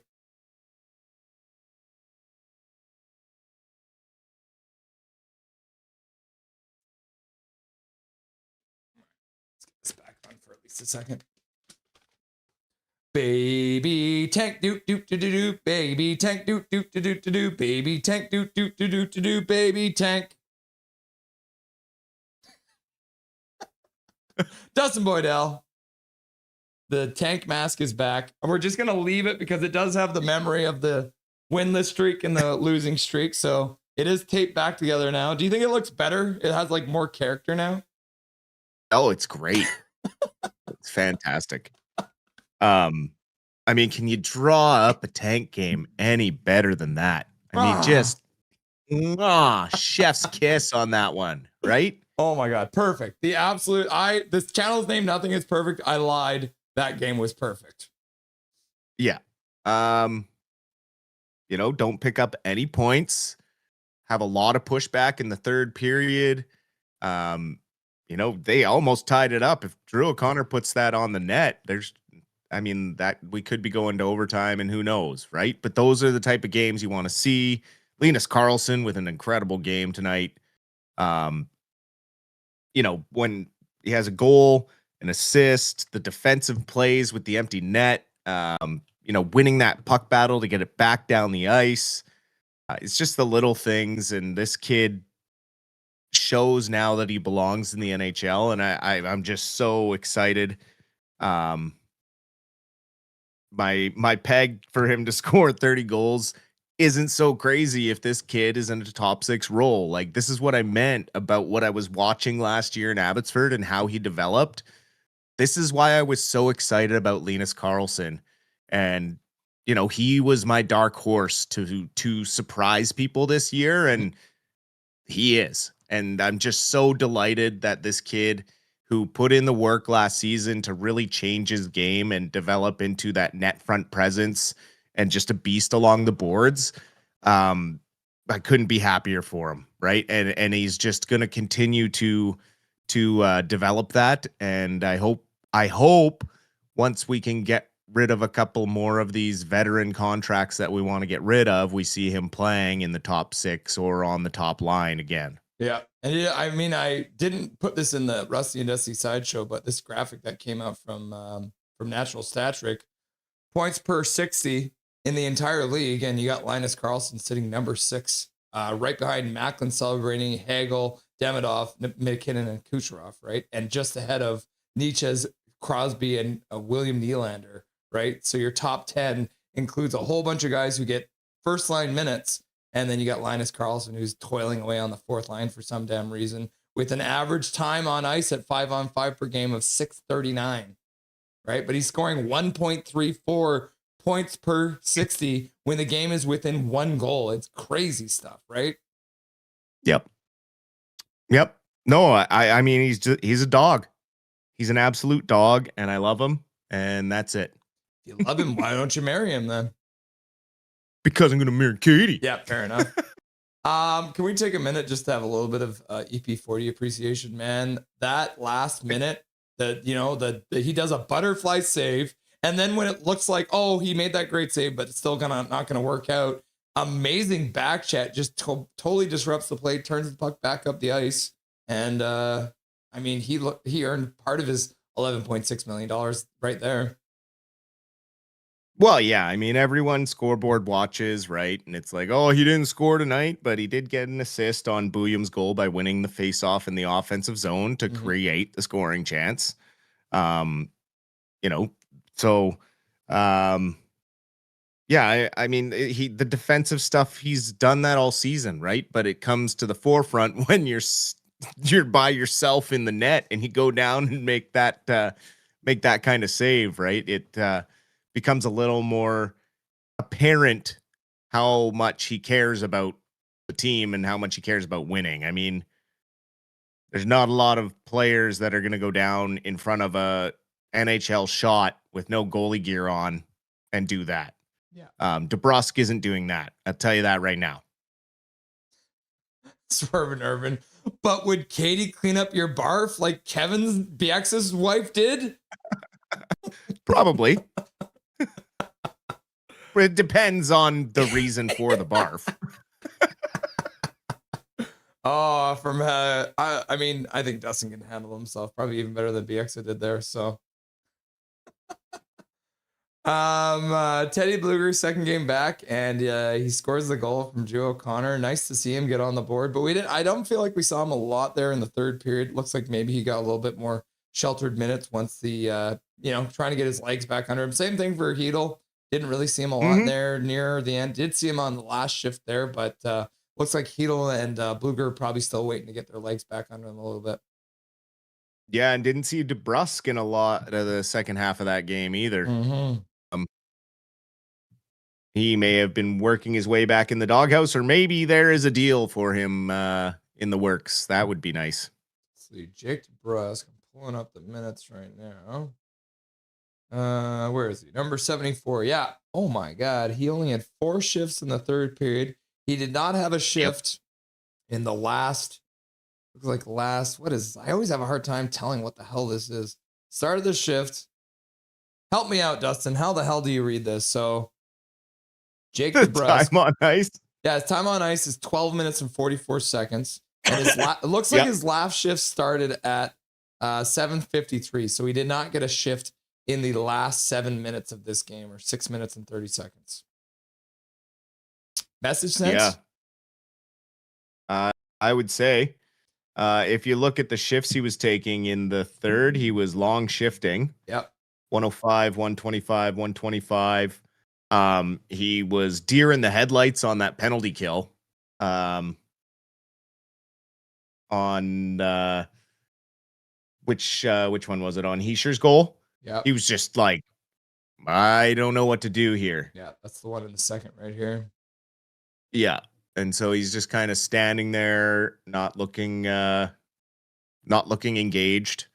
And who knows, maybe they told him they were working on a deal. I don't know. He didn't look like he was having a great game right from the puck drop. So yeah,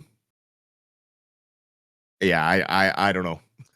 Well, it's very interesting because there's a lot of Pardon, guys go who they were essentially running 2 lines for that last 7 minutes of that game. There was 2 lines out there. It was Hoglander, right, who I think started actually pretty rough tonight. Like he was looking like maybe his hands weren't working as well as he wanted them to. But man, Hoglander ends up picking up some minutes at the end there, getting out, actually probably getting elevated in the lineup a little bit, playing with Blueger, and Hoglander getting more shifts and the last part of that game than Mr. DeBrusk did. So ending up with his highest, probably, oh no, that's EP 12.25. Where is Hoglander? Where the hell are you, Hoglander? Ending up with 12.25, so getting an increase in minutes from his last game too. Everyone who has watched the stream knows that currently my favorite player on this team is Tyler Myers, but I do have to give Tyler Myers some crap because, man, that foray into the offensive zone to leave Brock Besser. And I saw Carly in chat being like, Brock Besser, what are you doing? It's like, Brock Besser does not play defense. We know that. And the only reason he was back there was because Mr. Myers decided for some damn reason to go up in the offensive zone. Just Chaos Draft doing his chaos thing, I guess. Yep. Well, I think that's the like, oh, if you feel like you can rush or pinch to pinch, right? It's just they that's something that happens when you give that kind of system to these guys, and occasionally they're gonna go a little chaotic. He was on the ice for 4 goals against tonight, so not the greatest night for Mr. Myers. Yep. Yeah, not a great one. And then when it came to the penalty kill, once again, second game in a row that the Canucks give up 2 power play goals on 3 power plays. Is it time to hit the panic button on this penalty kill, or like what the hell does this team need to do to stop bleeding on the penalty kill? Well, I thought the whole point of Kevin Dean was that he was this penalty kill wizard, right? And so I'm not seeing it. I haven't seen it. I don't know if he's getting overridden by Foot for certain things or what the heck's going on, but their penalty kill is so passive. Like they just get into this box and they stand there right now. And if there's a bump, they can't defend the bumper play because the person's just wide open. They're just standing there and they're so spread out that if that they're used to the guy coming down tight to the net, and that's what they defend is like a net front.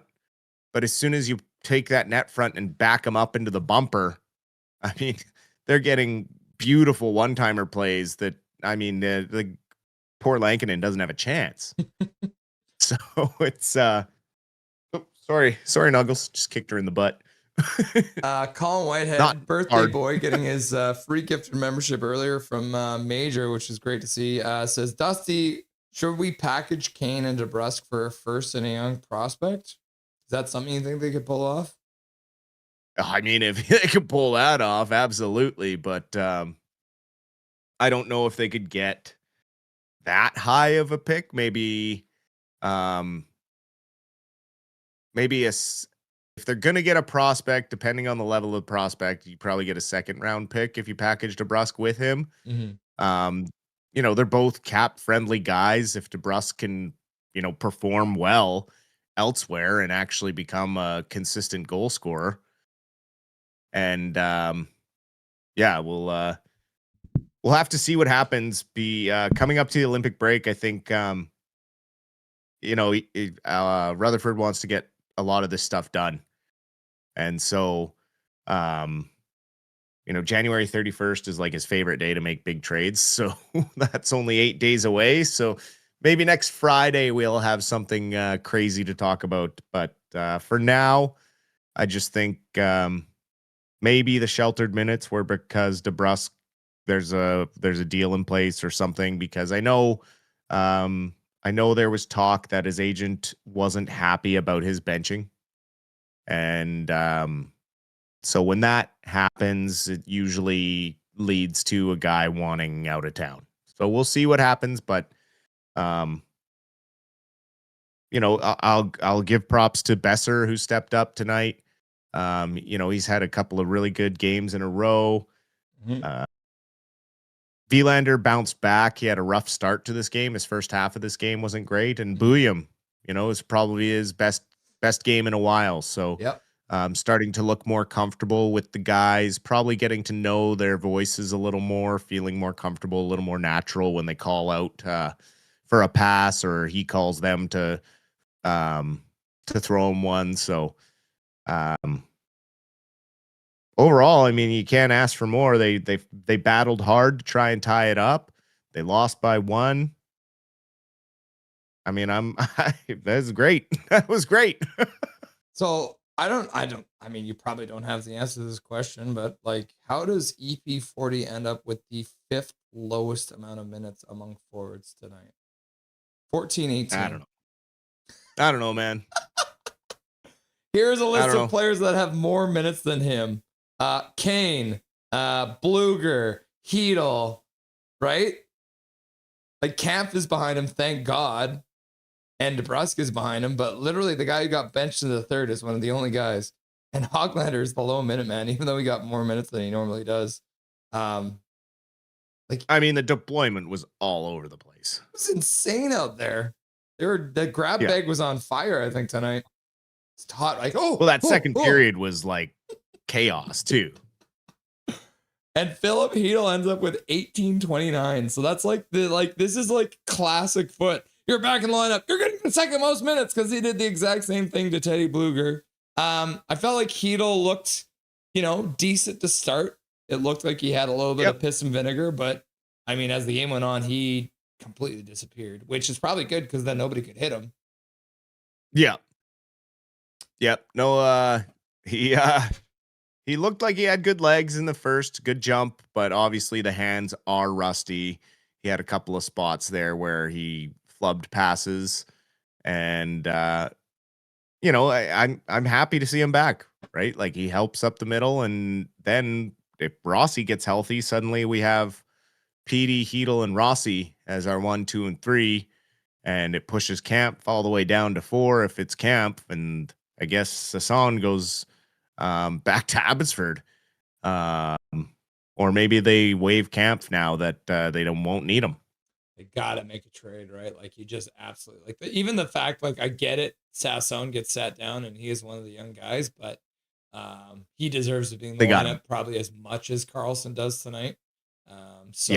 Tough to see him. But I mean, I think Carlson's time got elevated a little bit tonight because he is on the first power play unit right now and was looking really good, digging out those pucks. So, and we mentioned EP40 with the net empty, great play. Carlson had just as great of a play on that back check, right? So gets his big fat ring last night, 2 points, and plays well defensively. He's a +2 on the night, along with Niels Big Hog Hoglander. So the two Swedes are the only 2 forwards on the team as +2s in this game. You got a couple, like Kane was a +1 somehow, and EP40 a +1, and Camp was a +1. But the top of the lineup, you got a -1 for Besser and a -1 for Garland and Bluger, right? So, man, like I don't know, like it's part of the analyzing a game is talking about the deployment, but like I literally have no idea what to say about Adam Foote's deployment. Like it seems like a bunch of monkeys on a typewriter, right? Like that's what it seems like.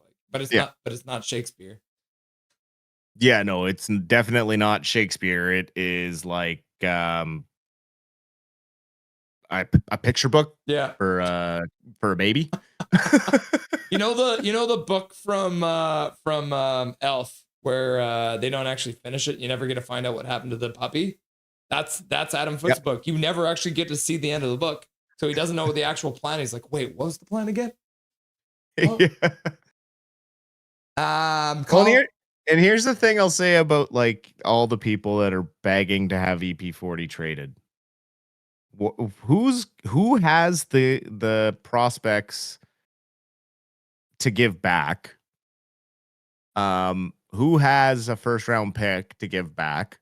Who has the cap space to then take that contract on?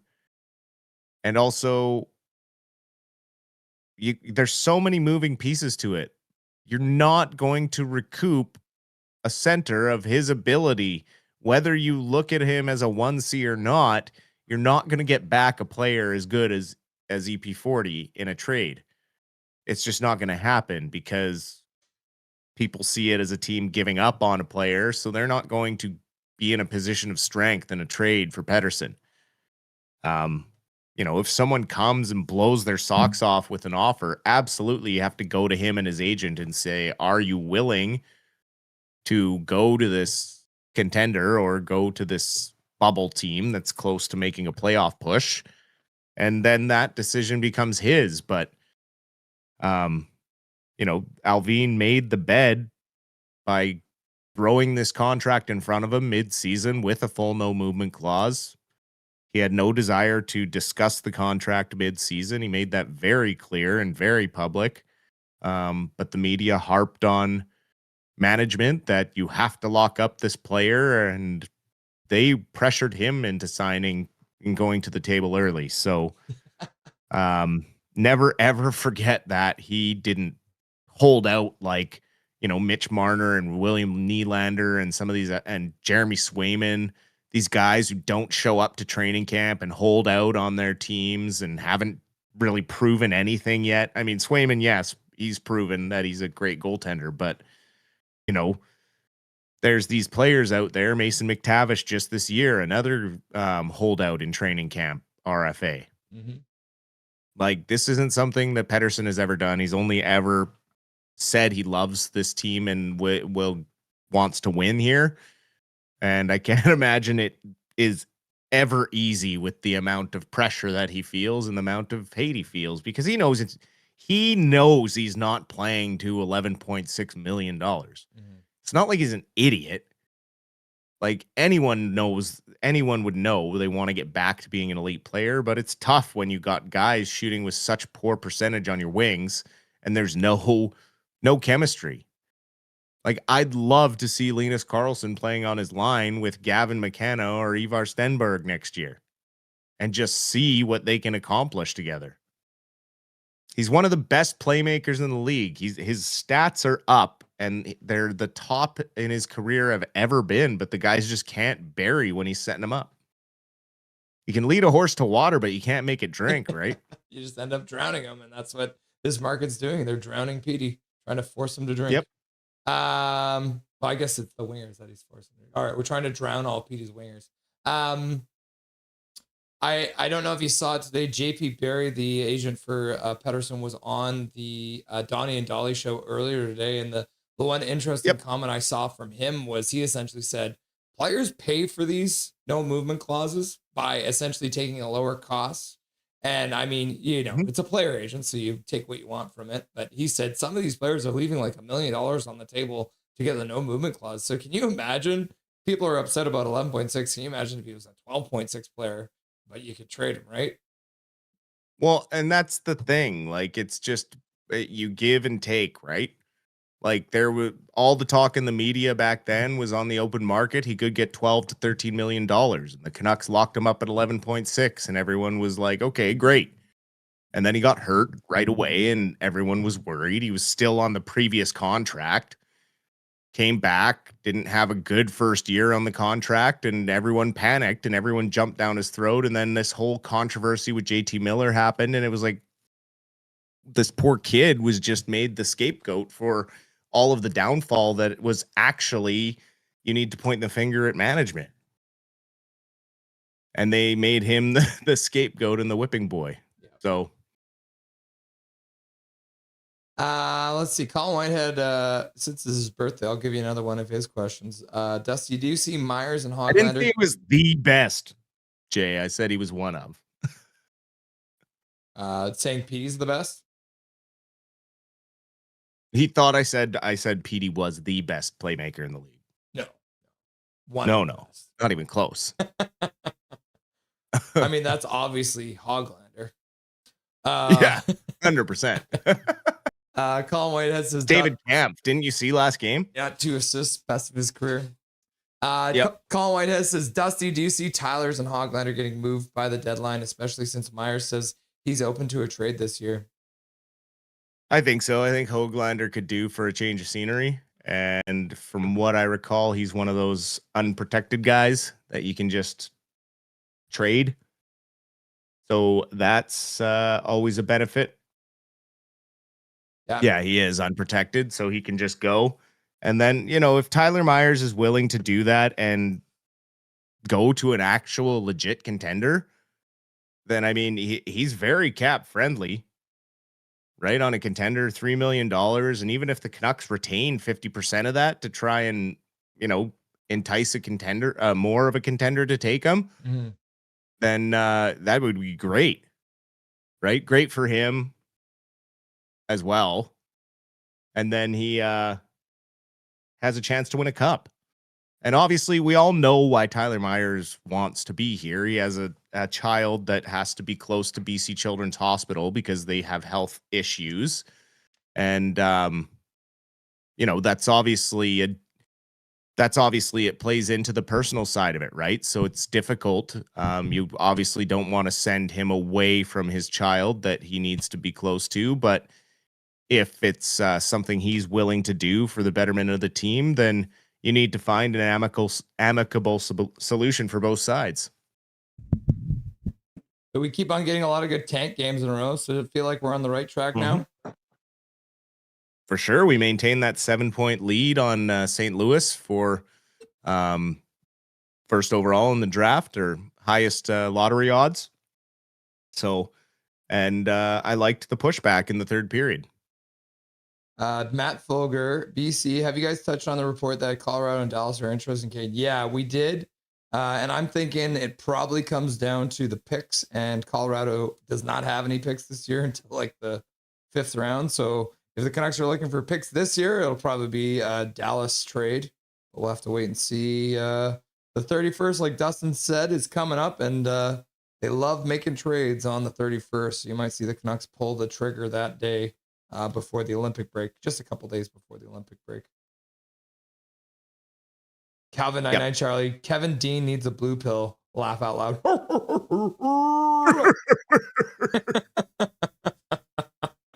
Oh my God. All right. So Artie Shelovs is in town with the Pittsburgh Penguins. We don't know if he'll be starting the game against the Canucks.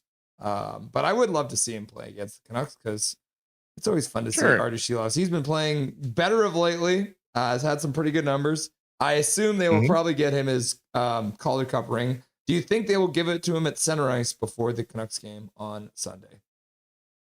I doubt it. I think they probably just bring it to him in the dressing room and say thanks for everything and go about their day. They might even bring it to him at morning skate. Yeah, that'd be fun. So yeah, 3:00 is the next Canucks game. Should be a fun one. I mean, Sidney Crosby in town. Always love to see him playing at the stadium that he won the gold medal for Canada in. So I always hope that would be enough to get him to want to be a Canuck. But he is a very loyal guy. So will not see him in blue, green, and white. Well, no, especially considering they're in a playoff position or in the hunt for a playoff position. So. What did I say at the beginning of the year, Dustin? What did I say? Pardon? What did I say? Arthur Shelovs is going to get Sidney Crosby back to the playoffs. Well, yeah. I mean, they're playing their hearts out over there in Pittsburgh. I do want to point out, too, the Abbey Canucks started back-to-back with the San Diego Gulls. These are some absolutely... The games down in Cali were so much fun. If you want to see two teams that already hate each other, check it out. They got rock and roll night happening for the Abbey Canucks on Saturday at 7:00. And then the next day they play again. It's Top Dogs night. So there's going to be dogs all over the stadium too. So we will get you guys. We'll keep an eye on the Sunday game as we're watching the Canucks game. And we'll definitely update you on what happens between these two guys. These two teams do not like each other. They just played back-to-back games in the beginning of this month or middle of this month, which both teams took one of those. The last game was a 1-0 win, but like I said, these teams hate each other. So if you do have a chance to go out and see an Abbey Canucks game, this would be a good series to go and check out because the Abbey Canucks are playing better and they hate the San Diego Gulls. So that should be good for them. Yep. And by the looks of things, Mr. Cole Clayton likes to chuck them knucks. So you might see him drop them again this weekend. Well, it's crazy too. Sunday's going to be such a busy day because they're also going to have the Vancouver Golden Knights playing against the Seattle Torrent that day as well. So we're going to have a lot of hockey to talk about that day. The Golden Knights are playing at the same time as the Vancouver Canucks. 3:00 start. They're actually playing down in Denver. It's one of those takeover tour ones. So they kind of a good testing stick for the PWHL teams to figure out if there's support in the city. So it should be fun to see. The Golden Knights have been playing a lot better lately. And it's always fun to beat up on your expansion rivals. So hopefully with Nurse back in the lineup, scoring her brains out, she'll be able to put the Torrent where they deserve to be, and that's in the ground. Is that too dark? The ground. Nah. Just the right amount? Just the right amount. Last thing before we go, Dustin, 3 stars of the game. Who are your picks for the Canucks versus the Devils? Oh, let me see here. What even happened? I blacked out. I blacked out. Oh, I'd probably go Cody Glass, Hamanaho, and for me, it's Linus Karlsson, probably his 3rd star. That would be my 3. Cody Glass, Hamanaho for getting his first goal, and then Linus Karlsson, who had a heck of a game. I guess they thought Zeev Buium had a better game than him. But all right then. He did look good, but he didn't have 2 points. Linus Karlsson had a couple of points, so I wonder where the decision-making process was there. But Zeev Buium did probably have his best game since his first game as a Vancouver Canuck, and is showing that defensive, offensive promise that we have seen from him at times. So I'm not too upset about it, but also like Karlsson coming in with a ring. Do you think he wore it to the morning skate this morning? Well, I hope so. You could see he had a little extra swagger in his step tonight. And, when you feel like a champion, you play like a champion, and he definitely played like a champion tonight. But then again, when I look at it, I can understand why they would give it to Buium. 5-on-5 defenseman goals are tough to come by. Mm-hmm. So getting one of those and having a pretty good game, solid game defensively, I get why they would give it to Buium. But I thought Linus Karlsson was all over the ice tonight. Offensive zone, forechecking, defensive zone, making great plays in the last minute there to keep the puck out of the empty net. But again, when it comes to that 3rd star, it's always difficult to pick that one because there's usually, especially in a 5-4 game, there's usually a few guys who you could pop into that 3rd star position in a 5-4 game.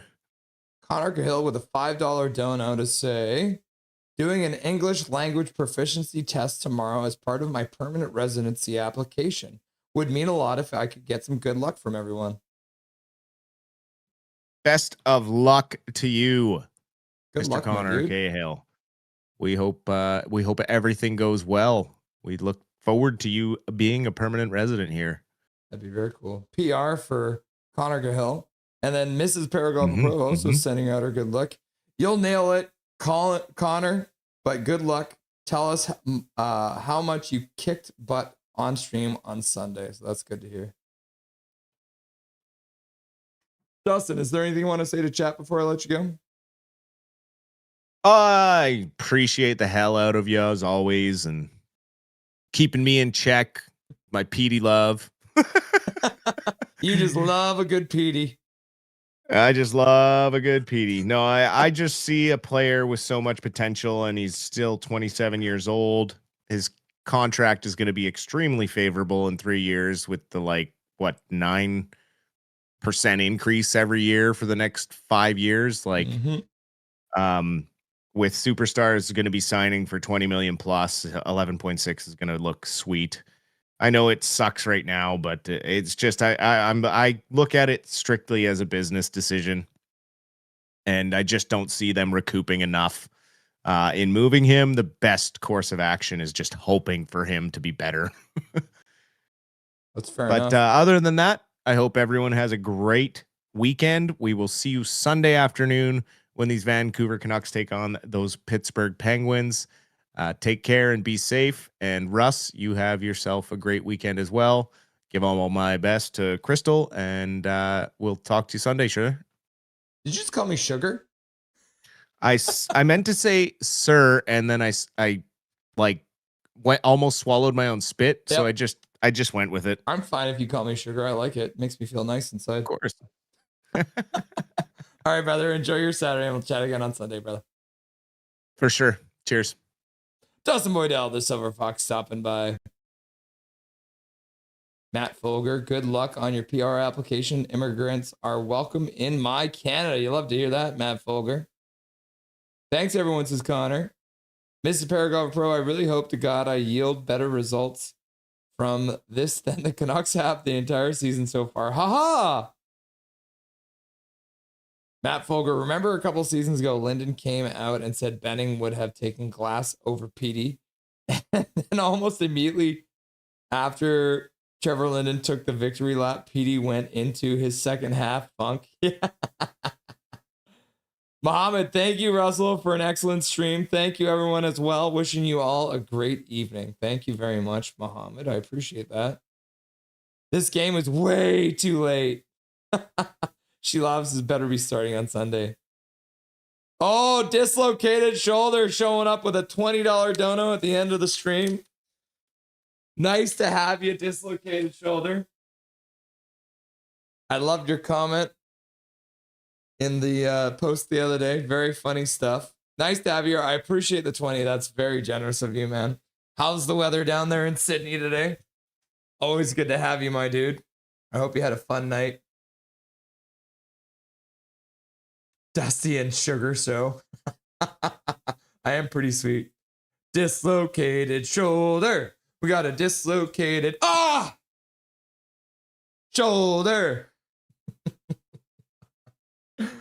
I've got no problem with PD, former rookie of the year. I know, right? We got 2 former rookies of the year on this team.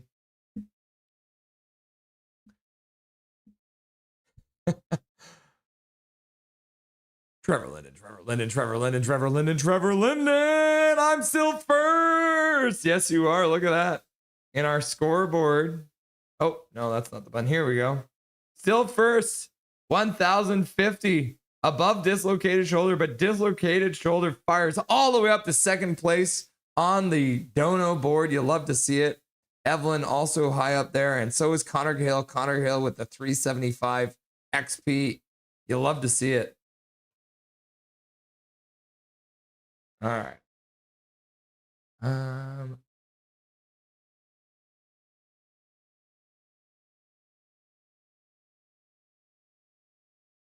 Did I spell defenseman wrong?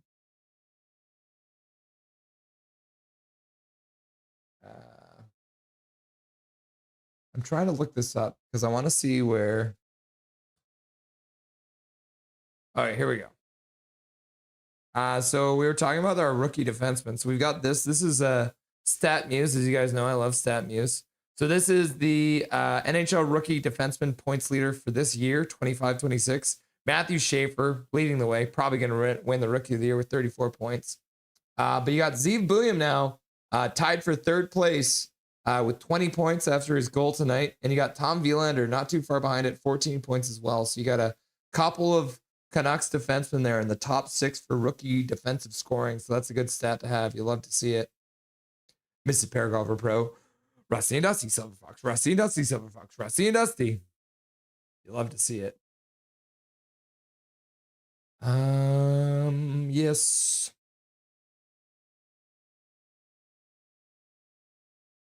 Hashtag you love to see it.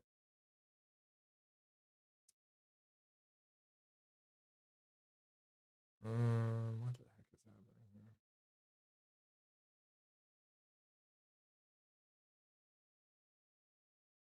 here? Matt Folger, yes. Petey's a keeper. He loves Vancouver. I like the line, Matt Folger, a lot. Yeah. Was it Carlson, Stenberg, and Petey? Bring Petey to Edmonton Barbershop. You can have Kane. We'll give you Kane for Pod Colson. How about that? Please don't send Petey to Edmonton, says Mohammed. Colin Whitehead says, Dusty, thank you. I have said everything you just said for about 2 years about Petey. Not even close, laughing and crying. Tillo said, Petey for McDavid and Draisaitl? Yeah, I might make that one too. Happy birthday, Colin, says Tillo. This is why I love this channel. You guys get it. Petey for nurse? Oh, God, no. Please, no. We already have a nurse in Vancouver. We don't need another. Thank you, Tillo. Or Trent Fedrick? No. Yeah, and Mrs. Paragraph Pro says, yes, Colin Whitehead. Also, happy birthday. Petey for the rights to number 99. Yeah, dude, who still has the rights for him? Thank you, Mrs. Paragraph. I would happily take a better pick in 2027 than 2026 if available. Laugh out loud, laughing and crying. Skinner owns the Nucks. Does he? Didn't he almost lose to our third string goalie? I don't care if they lose. I live for every goal scored. Am I damaged? Yes, we're all damaged, Kevin K. We're damaged together. But that's why I highly recommend that you get yourself a nice tank mask, because then no one can judge you because they don't know who you are. You got the tank on the forehead. We've got the, what is this? The losing streak to remember it. And we've got the winless streak here too to remember the winless streak. But we got this. But no, yes, we're all damaged. Me and you, both damaged. I cheered for every goal tonight. It was great. I love you guys. Good night, friends. Nice to have you, BML. Have a good night, brother. Colin Whitehead. Funny how the Golden Eyes get back to being good as soon as Sarah Nurse returns. Yeah, she's their best player. Good luck, Connor. Skinner never plays the Nucks. It's always Picard. Picard. Wonder why. Good luck, Connor, says Tillo. Kevin K. You know what? Besser had a great night. No one notices. He did have a great night. Yeah, we were chatting about that earlier, Kevin. He had a really good night. Beautiful goal. Not great on the back check, but we're going to blame Tyler Myers for that one. Tillo, Skinner played us in the playoffs in 2024. That is true. Brock goals in back-to-back games. Yeah, it's a good sign. He's finally firing. He scored back-to-back games and we still lost. The perfect 10 game. Yeah, and they were scared to play him against us since. Connor, a little tip for you. They don't like that song. It's not English enough. Laugh out loud, JK. I love you, Dusty. I love you, Calvin, says BML. Do you see the Valley in Besser yet? I do. That's Rusty. Laugh out loud. Calvin 99 Charlie. They're Scottish. Mrs. Paragraph Pro. Ha ha ha. Connor Gill, I think anything you do will be better than the Canucks this entire season. Yeah. Matt Folger, BC. Besser has a long way to go before establishing value. Yep. Can't trade Besser. Night, Dusty, says Big Mac. Sugar, sugar. Oh, honey, honey. You are my kind of girl. And you got me wanting you. Kevin, I see some value. But he is not the same player without a good center to play with him. Yep. And maybe Philip Hedl can help him unlock that. Sugar, sugar. Connor Gahill. Oh, yeah, and then dislocated shoulder with a $20 donut. You'll love to see it. Matt Folger have been here for almost 4 years, and I'm loving every single day of it. That's good to hear, man, dude. That was hot, says Big Mac. Connor, this country is so beautiful and is one only really free country in North America. Laugh out loud. And BML's like, I love Calvin too. Iceland is technically in North America geographically. Fair enough. They need an NHL team there. Can you imagine the Greenland Ganders? But not considered in North America. Dang, missed the whole game. Looked like a fun one. Perfect scenario. Laugh out loud. And you got a gifted membership, bro. That's why I said technically. By the way, that was a dig at us, Tillo. Denmark is also in North America because of Greenland. Shoulder hype. Yeah, I know, Colin. I'm just being pedantic. Tillo, Denmark is part of Europe. All good, Tillo. Connor Cahill says, Colin Whitehead, Canada was my number one, not the one below. That has melted waxwork figure of a He-Man in charge.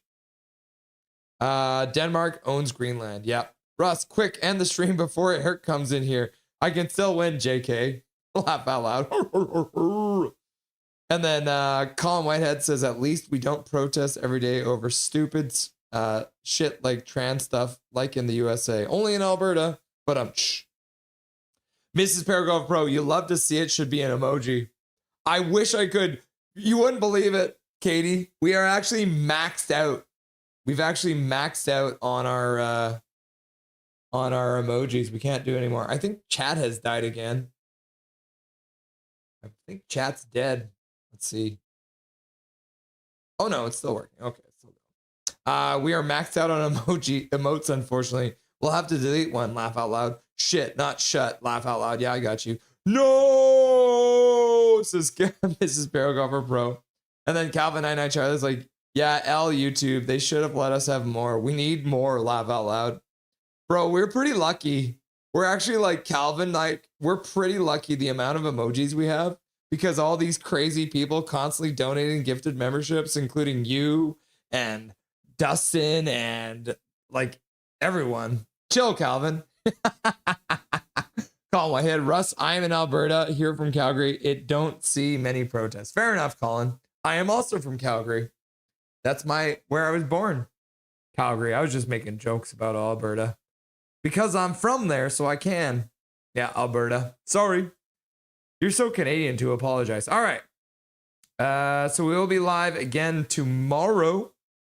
Oh, wait, we didn't do the... hang on. We got to finish the poll question. So while that's cycling... Okay, there we go. All right, poll question. Now that we've seen the championship rings the Abbey Canucks have received, how do you feel? And 31% of you said it was this or a practice facility, question mark. And then 29% said worth the wait. And then 22% like, I want one. And then 18% were saying too little, too late. And then let's have a look at the fan funding as well. So Perfetti, Paragolfer Pro, Mrs. Paragolfer Pro, Calvin 99 Charlie all became members. And then Calvin 99 Charlie uses his monthly membership message to say 13 months. 13 is not a good number. Laugh out loud. Oh, we got to blame Calvin. Calvin's the reason we lost because he's been a member for 13 months. And then he bought a gifted membership. Thank you very much, Calvin. And then he donated $5. Make sure to like the video. It's free. Unlike this message, go Tankers, go!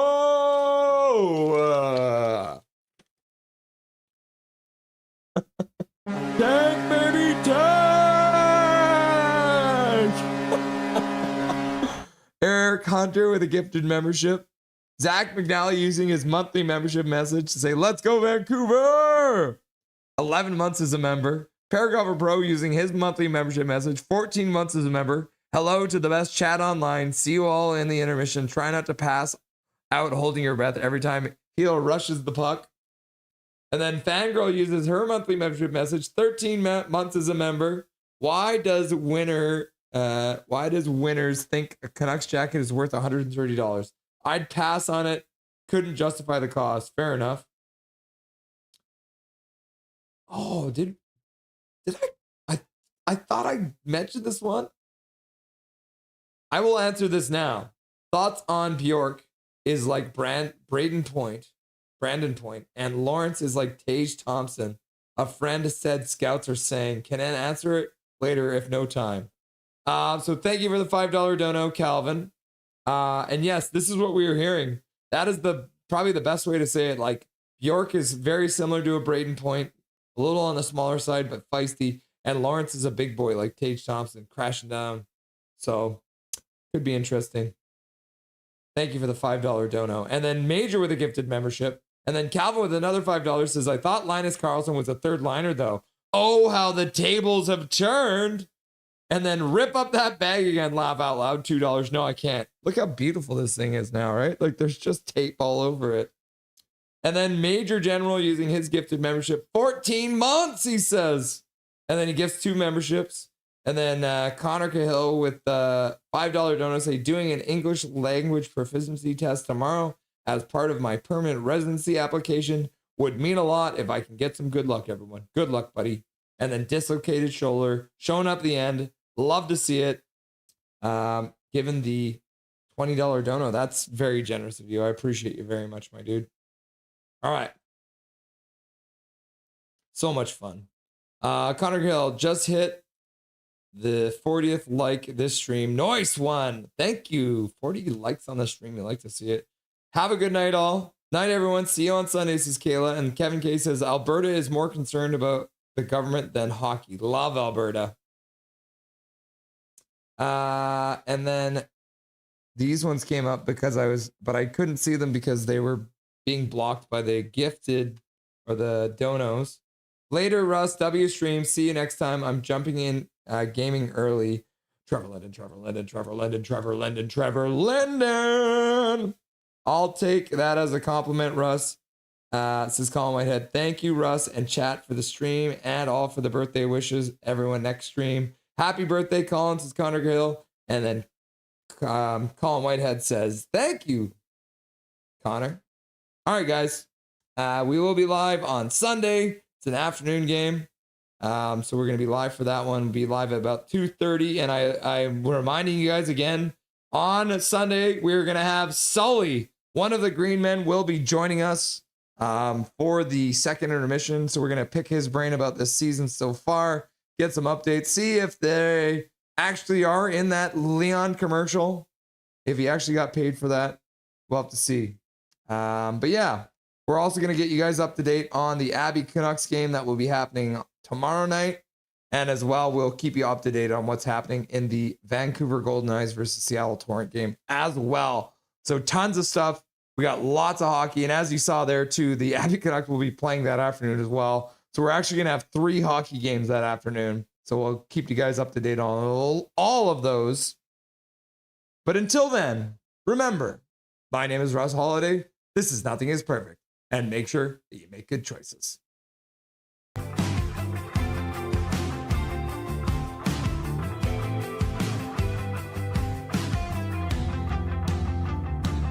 Thank you for having me. Thank you to everyone who requested to hear my beautiful voice too.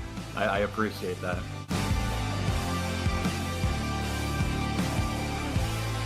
How you doing tonight? Doing good.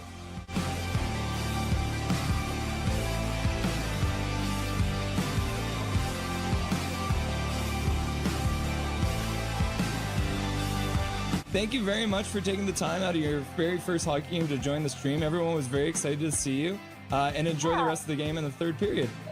Yeah, thank you so much. Bye-bye, guys.